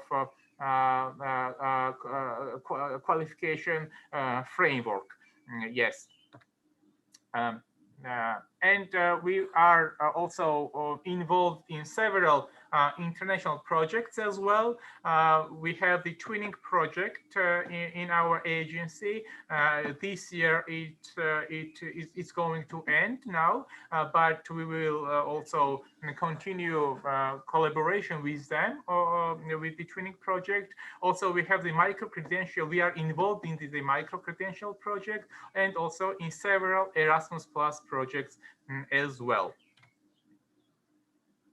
The strategic goals of the NCQE of the agency for 2021-2025 is the one goal is the institutional development of the agency. Second is to enhance internationalization of quality assurance mechanisms. Third one is improvement of quality assurance processes for higher vocational and general education. And finally is development and improvement of NCQ services. You can see the higher education system, what we have in Georgia. We have, it starts from the primary education. After the basic education, students have a right to choose either they go to the secondary education or either they go to the wet track. And also from the wet vocational education, they can go to the higher education, and the credits can be recognized at the bachelor level. Only credits gained at the higher vocational education level. We have the bachelor, master, and doctoral degree. Also, it is possible to have the associate degree within the bachelor programs, and associate degree is equal to the higher wet level according to the NQF, and they can directly go to the labor market. And after that, if they decide to continue their studies at the bachelor level, they can do it, and of course they can finish and graduate bachelor degree. Also, we have beside the BA and MA programs, we have one cycle programs. As you can see, we have one cycle program in veterinary, in teacher training program, in dental medicine, and in medical doctor. Yes, so the degree is equal to at the master level at this point. Also, there is an opportunity to have for our higher education institutions 3-year bachelor programs, but the majority programs are 4-year programs, and master programs, the majority are 120 CTS credits, but there is an opportunity to have at least 60 CTS credit programs as well at the master level, but they are not eligible to continue their studies at the PhD level if they finish 60 ECTS credit master programs in that case. Now about the implementation of QA system in Georgia, we have introduced firstly in our country quality assurance mechanisms in 2006. So Accreditation Center was established firstly in Georgia in 2006. In 2005, we joined the Bologna process, and one of the obligations for the country was to implement and to introduce the QA mechanism in the country. So in 2006, we introduced these mechanisms, and the institutional accreditation became mandatory for all kind of higher education institutions. And the outcome of this was that the number of higher education institutions has been reduced by the 70%. Before 2005, we have more than 100 higher education institutions, and by the 2006 and after introducing the institutional accreditation, the number has significantly decreased. We had in that time only 55 higher education institutions. So this was the first phrase that we introduced the institutional accreditation. The second phrase of the reforms of QA mechanisms was held between 2010 and 2015. In 2010, the national agency, which I represent now, was established as an ancestor of the accreditation agency. We have the separate law on quality enhancement, that we are very proud of that we dedicated a special law on quality enhancement, and this law was adopted by the Parliament of Georgia in 2010. And from 2010, the institutional accreditation was changed, and from 2010 we have now authorization, which is obligatory, and the program accreditation, which is not mandatory for all kind of programs. So this was the second phase of the reforms, and the third phase of the reform of the QA system has started in 2015, and it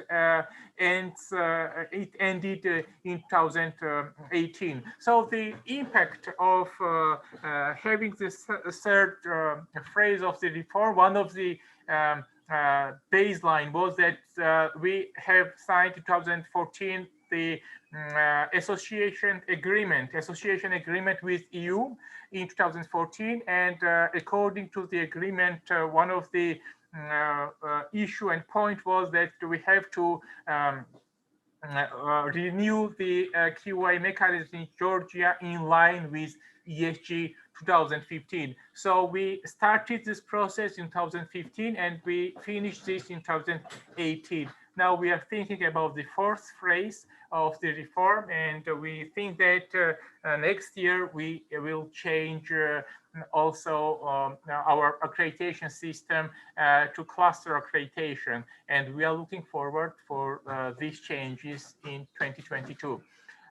So the last phrase, the aim and the objectives of this reform was enhancement of the quality of the higher education, promotion of the student-centeredness to be in line with the ESG 2015, and fulfillment of obligations, which I have already said, which are given in the association agreement between Georgia and UA.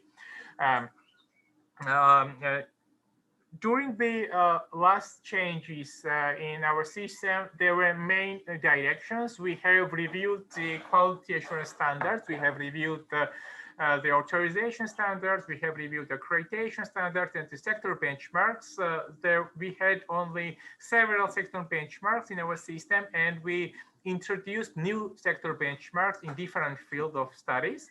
We also reviewed the quality assurance procedures. Before this revision, procedures were not flexible. There was only two kinds of decision, yes or no, and the authorization and the accreditation was granted or not granted to the program and to the institutions. And now we have different kind of decisions. For example, the authorization, with several options. For example, the full accreditation, accreditation with the 1-year progress report, 3-year progress report with monitoring, the authorization with the restriction of enrollment of new students for the institution, and etc. So procedures became more flexible, and we have also we have identified and we have approved the 4-level compliance level: full compliance, substantial compliance,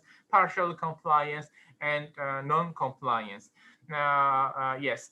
So from 2018, we have involved in the processes students, labor market representatives, and international experts. We have more than 200 international experts from all of the world, from US, from Canada, and majority are from European countries, of course. Also, we have some experts from Turkey. For example, if I remember, İskender Sayek is our expert as well, international expert in medicine, and Haluk Kabaloglu is the professor from the university. He is our expert in the field of law. Yes. Also, the aim and the direction of the reform was to have more publicity and more transparency in our processes. We started publishing all the reports. It doesn't matter the report is negative or positive. We publish on our website all kinds of reports, and also we publish our reports and the decision of the councils on the DECAR website as well. So now we are trying to be as public as we can, and we are publishing all kinds of reports and the decisions, of course. And we have also developed and enhanced the follow-up procedures. We have different kind of follow-up procedures in the authorization, in the program accreditation. Here you can see the standards of the authorization. We have 7 standards, and of course each standard contains the evaluation criteria, and it contains also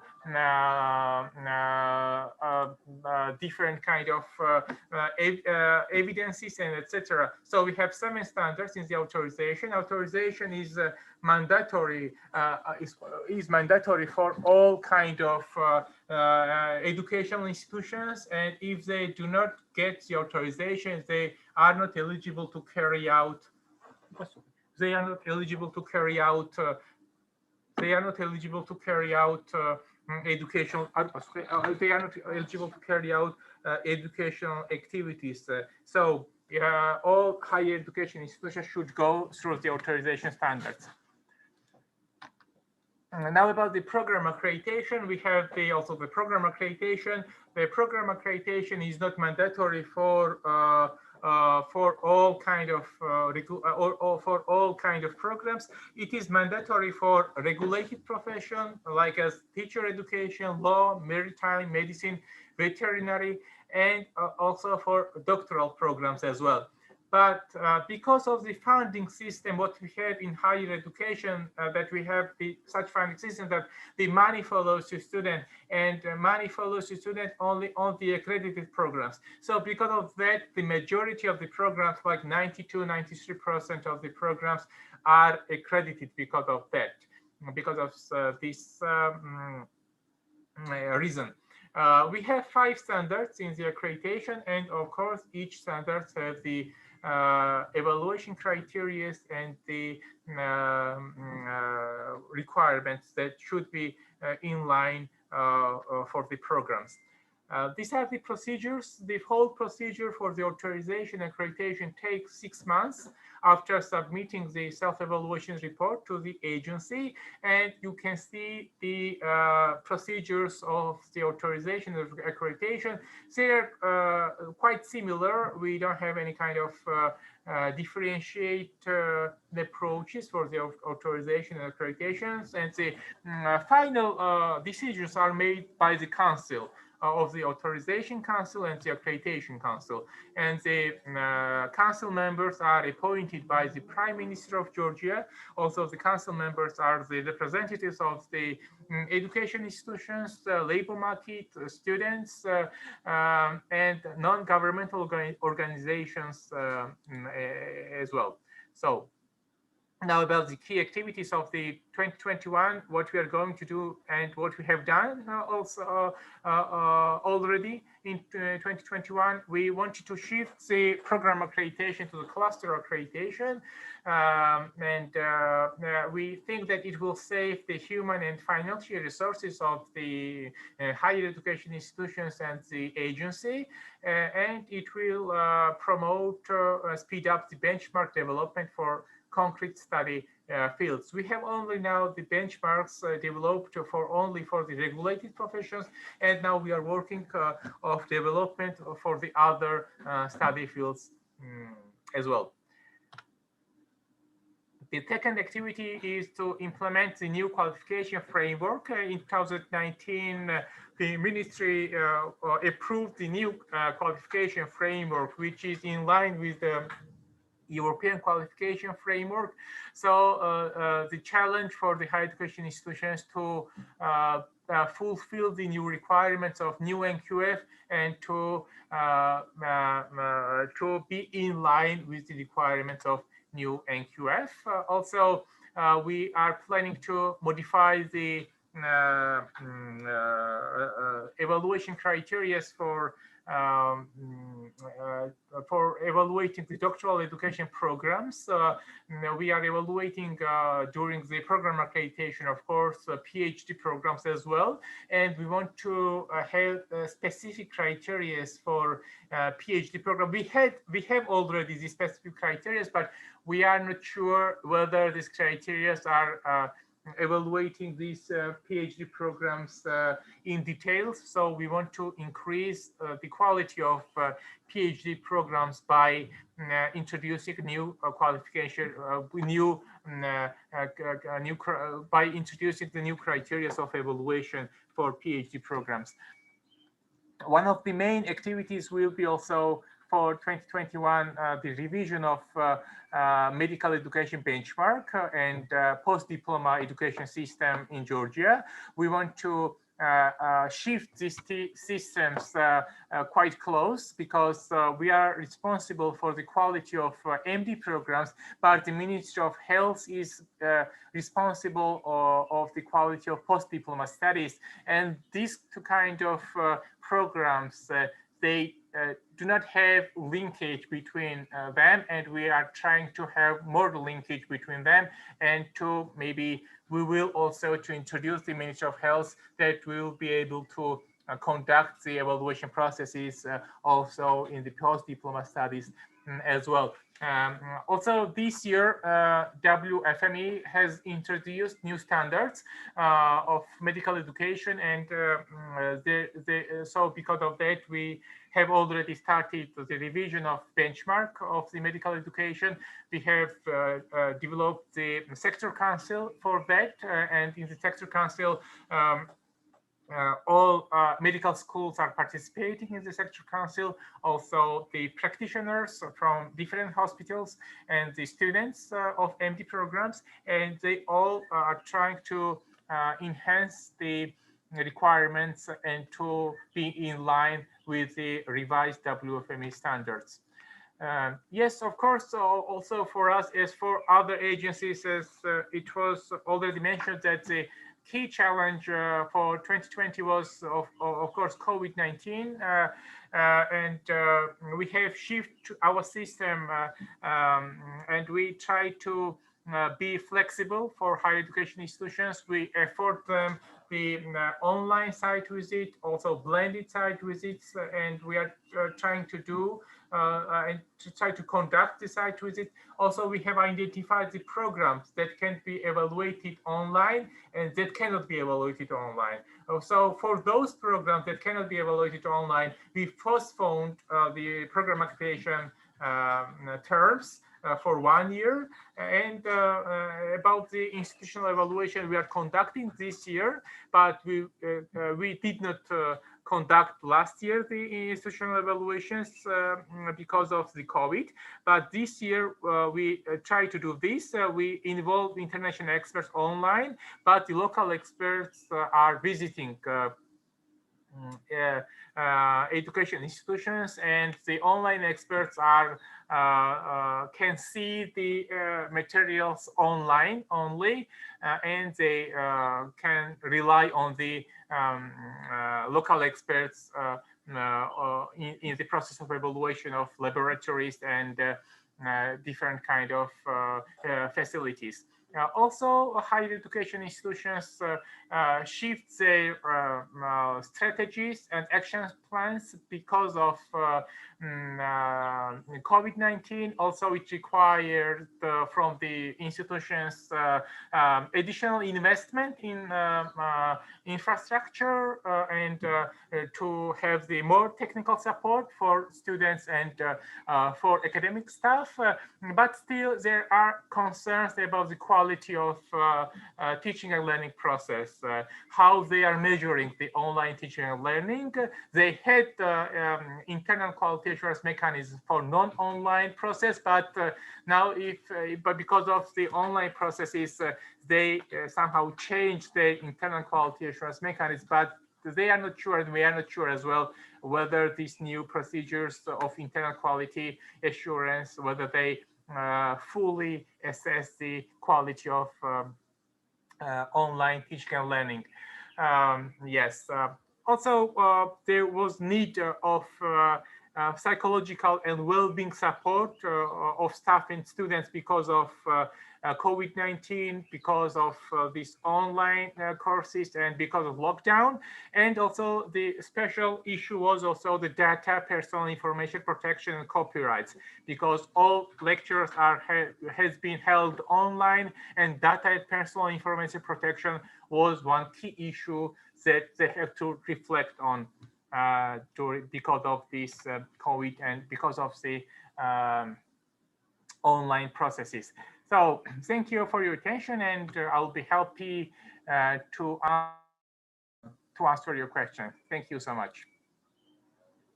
Teşekkür ederim. It's for it's in Turkish, yes.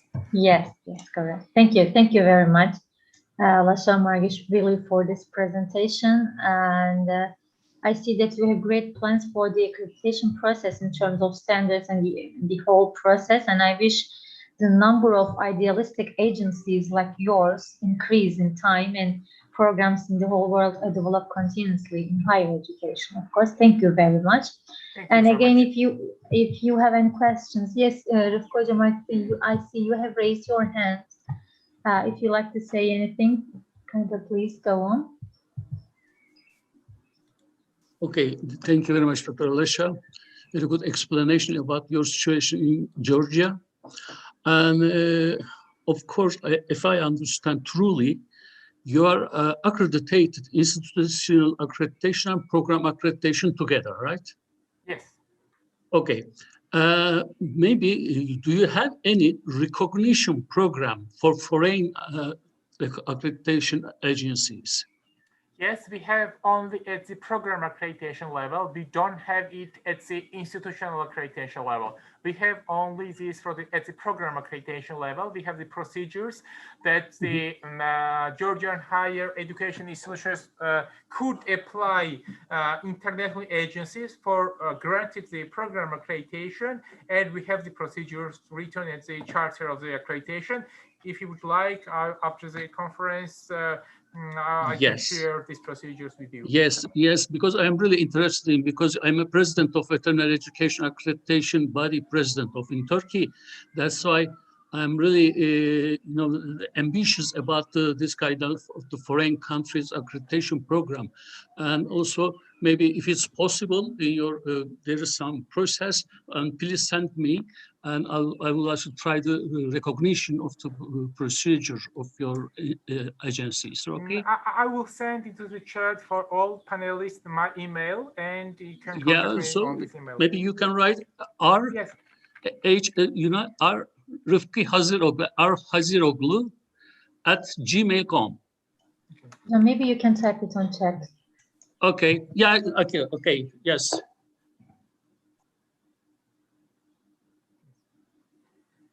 So we'll provide this information. Okay. Yeah, please.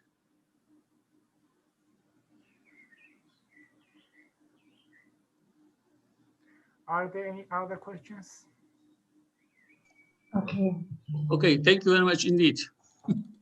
You are welcome. Okay, thank you again. And we have some questions. Now this is a quick question and answer session. Actually, I see 3 questions here to the previous presenters. The first question, actually 3 of them are from the same person. Like I asked questions. This question is for Lala Abbasova. I hope you are here and you can hear us. Lala Abbasova, are you here? And yes, I am here. Okay, so this question says that, first of all, Miray Kayhan said it was very nice of you to share about the negative effects and opportunities of the pandemic period that it gives us. You have obtained the thematic analysis during the pandemic, right? And she asks, in which group do you think there is, like, I'm trying to translate the question because this was in Turkish. In which group do you think there is a need for support most intensely in terms of like teachers, teacher candidates, and students within these thematic analysis compared to the other groups? I hope I was able to clarify it. In which group do you think you can see the need for support most intensely based on your thematic analysis? Oh, thank you very much. Pandemic period. Okay. Thank you. My Turkish is not that good. Actually, I read in Turkish the online, but I am very much sorry. Sayın Hocam, çok teşekkür ederim hoş sözleriniz için ama cevap vermek için ben İngilizce'de istifade etmek isterdim. For sure, we have interpreters. Yeah, I mean that my Azerbaijani, if it's understandable. For Turkish audience, it's one thing. However you feel, okay. Okay. So thank you very much. Actually, I took the information, this research, the challenges for the faculty and the students from research done by one research group, experts group, which did very interesting research. Yes, I would say that it's more complicated were for faculty members because they are obliged to, you know, provide the quality of education, and the circumstances for them were very much complicated because it's more or less in social and humanities, it is okay.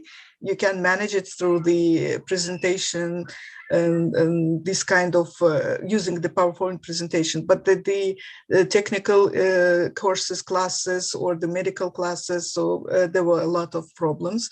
Another problem for faculty was that we have certain you know, number of faculty members who are still using old-fashioned, you know, approach in teaching. So for they are not that well trained and skilled in using modern technologies. So they felt difficulties. So the second question, Nilay Hoca, is that what kind of what kind of steps or what kind of projects were implemented for overcoming this problem. As we saw from our monitoring evaluation of higher education institutions during pandemic, all higher education institutions established special training programs for this kind of target groups.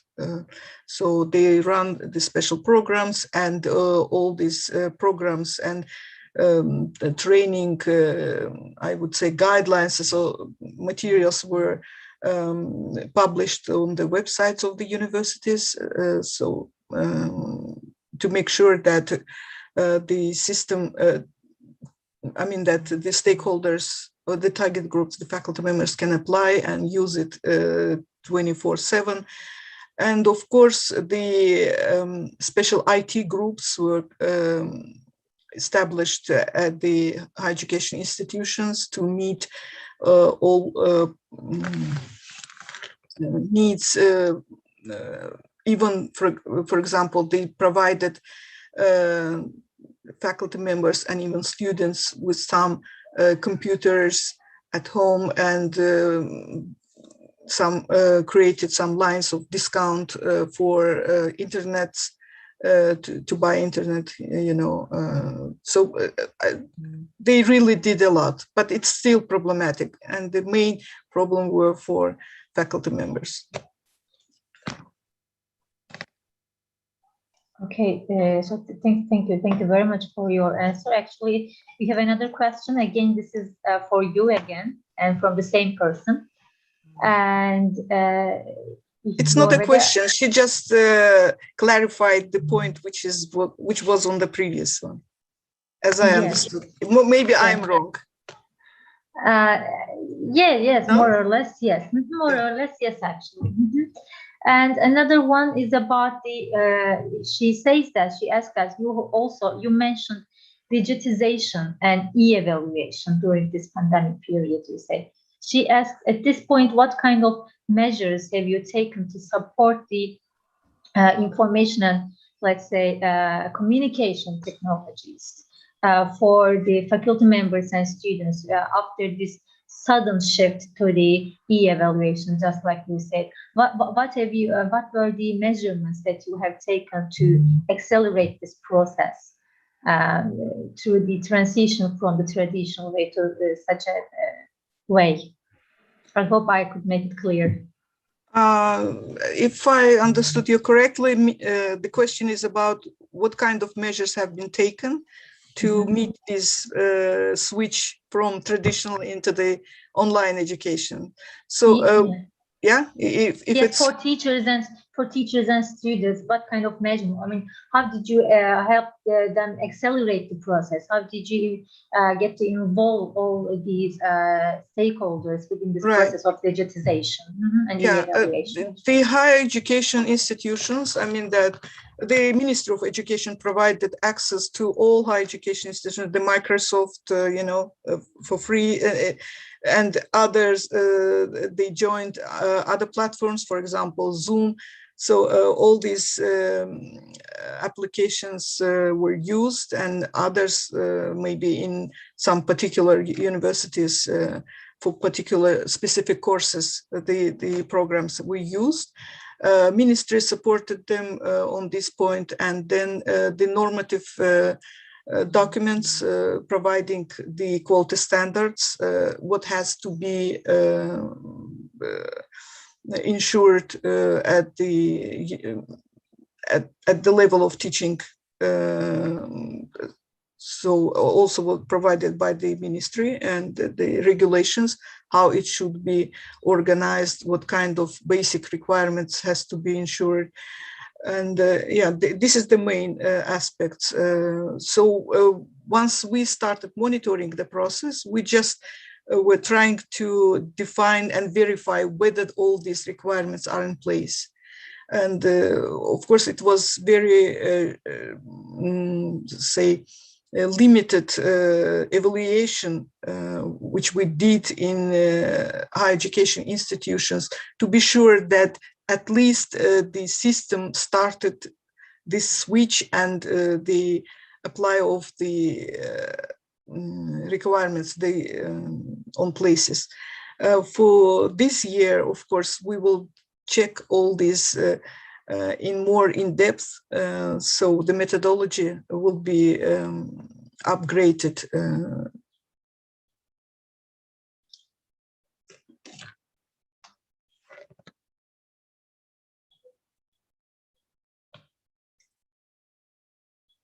Senanur, bitti mi? Your microphone is. Microphone. Okay.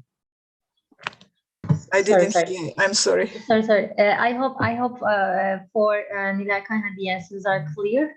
We have one more question, Dinçoy Hocam. One more question again from Nilay Kayhan for Naim Gashi this time. Is he here, and can he hear us?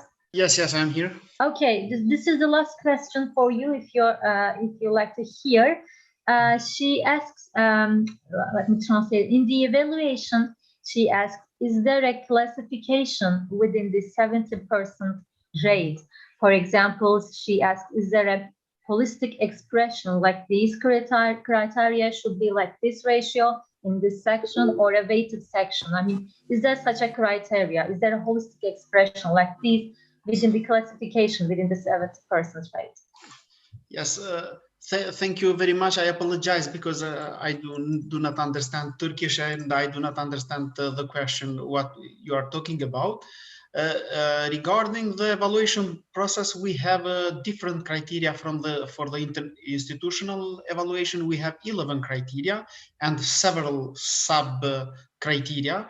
I think, and for the program evaluation, we have 7 criteria and 7 sub criteria. And for example, one criteria, first, our standard is mission, vision, and strategic plan. This criteria should have more than 70% fulfilled to be substantially compliant for the Kosovo Accreditation Agency Manual of Accreditation. And if we have more than 70%, one criteria is fulfilled. For example, 70% up to 90% is substantial, and up to 90% is fully compliant. And if, for example, we have first standard substantially, we need to have also 3 other standards, 4 of them, substantially and higher, to fulfill the criteria for the accreditation. And regarding the institutional accreditation, there is the same measurable. We have, for example, 11 criteria and many sub criteria, but the institutions should have more than 6 criteria submitted higher than 70%. And in our, just for your information, in our revision of the standards, we started with support from the Austrian Development Agency. We want to have in the future the mandatory criteria of accreditation. For example, the academic criteria should be the mandatory. Without, for example, standard of fulfilling standard for academic staff, you cannot, if you fulfill all our criteria, but without this criteria, you cannot get accreditation, because I think that we all together agree that the higher education is compiled, and the keystone is academic staff, and without academic staff, there is no science there. Thank you very much. Thank you very much for your answer. Now, this is the we have no more questions, and this is the end of the very first day of our Congress. And before we end the session, I like, if they are ready, Cemil Hocam and Dinçoy Hocam, we will be very happy to hear your closing remarks. Cemil Hocam, you are muted. We will be very happy to hear your closing remarks. Hocam mikrofon. To end the session. Cemil Hocam, microphone. And again, this is, I like to kindly like to remind you that through the end, I mean, now we will, yes, we will have a screenshot after Cemil Hocam talks. Sesim geliyor mu Çağlar? Evet. Sesim geliyor mu? Geliyor hocam. Sesim geliyor mu? Evet hocam. Geliyor hocam. Peki, tamam. Sevgili katılımcılar, hepinize katıldığınız için çok teşekkür ediyoruz. Birinci gün katılımcı sayısı akşama kadar %50 eridi ve yarıya düştü. O yüzden son ana kadar burada olan bütün katılımcıları, başta Rıfkı Hocam olmak üzere, diğer bütün katılımcıları saygıyla selamlıyorum ve çok teşekkür ediyorum. Rıfkı Hocam, iyi bir maratoncu olduğunuzu gösterdiniz. Bugün farklı ülkelerin deneyimlerini dinledik. Herhalde bütün katılımcılar açısından olumlu olmuştur bu. Yarın ise Ulusal Akreditasyon Kuruluşları, Türkiye'deki Ulusal Akreditasyon Kuruluşlarının bir bölümünün deneyimlerini dinleyeceğiz. Bu deneyimler COVID dönemine ilişkin olduğu için önümüzdeki bir yıl için, en az bir yıl için yine anlamlı bir deneyim olacaktır. Ayrıca EBİTİMİ'nin uygulamaları değerlendirilecek, tartışılacak, onları anlatacağız. Dekanlarımız yaşadıkları süreçleri değerlendirecekler. Bu bizim geleneksel uygulamamız haline geldi. Bir de Amerika Birleşik Devletleri'nden bir hocamız kendi üniversitesinin KAYAP'te yaşadığı akreditasyon deneyimini, o deneyimde nasıl olumsuz sonuç aldıklarını ve şimdi nasıl aralarda çalıştıklarını anlatacak. İlginç bir deneyim olacaktır diye düşünüyorum. Hepinizi bekliyoruz efendim yarın. Görüşmek üzere. Selamlar, saygılar. Hoşçakalın.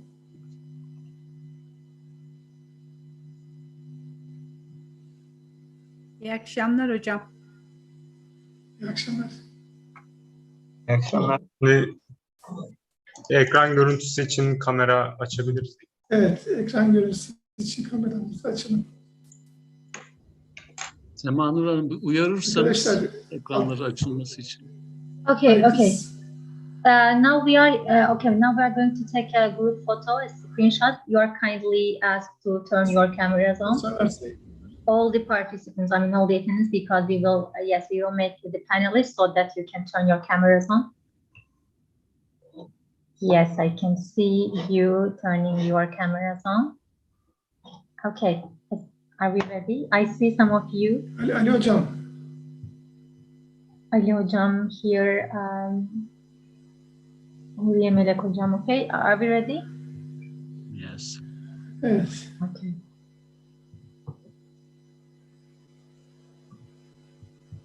Tamam. Teşekkür. Okay.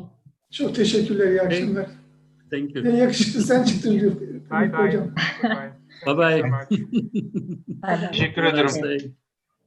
İyi akşamlar. İyi akşamlar. İyi akşamlar. Sağ olun. Herkese iyi akşamlar. Thank you. Goodbye. Teşekkürler. Bye.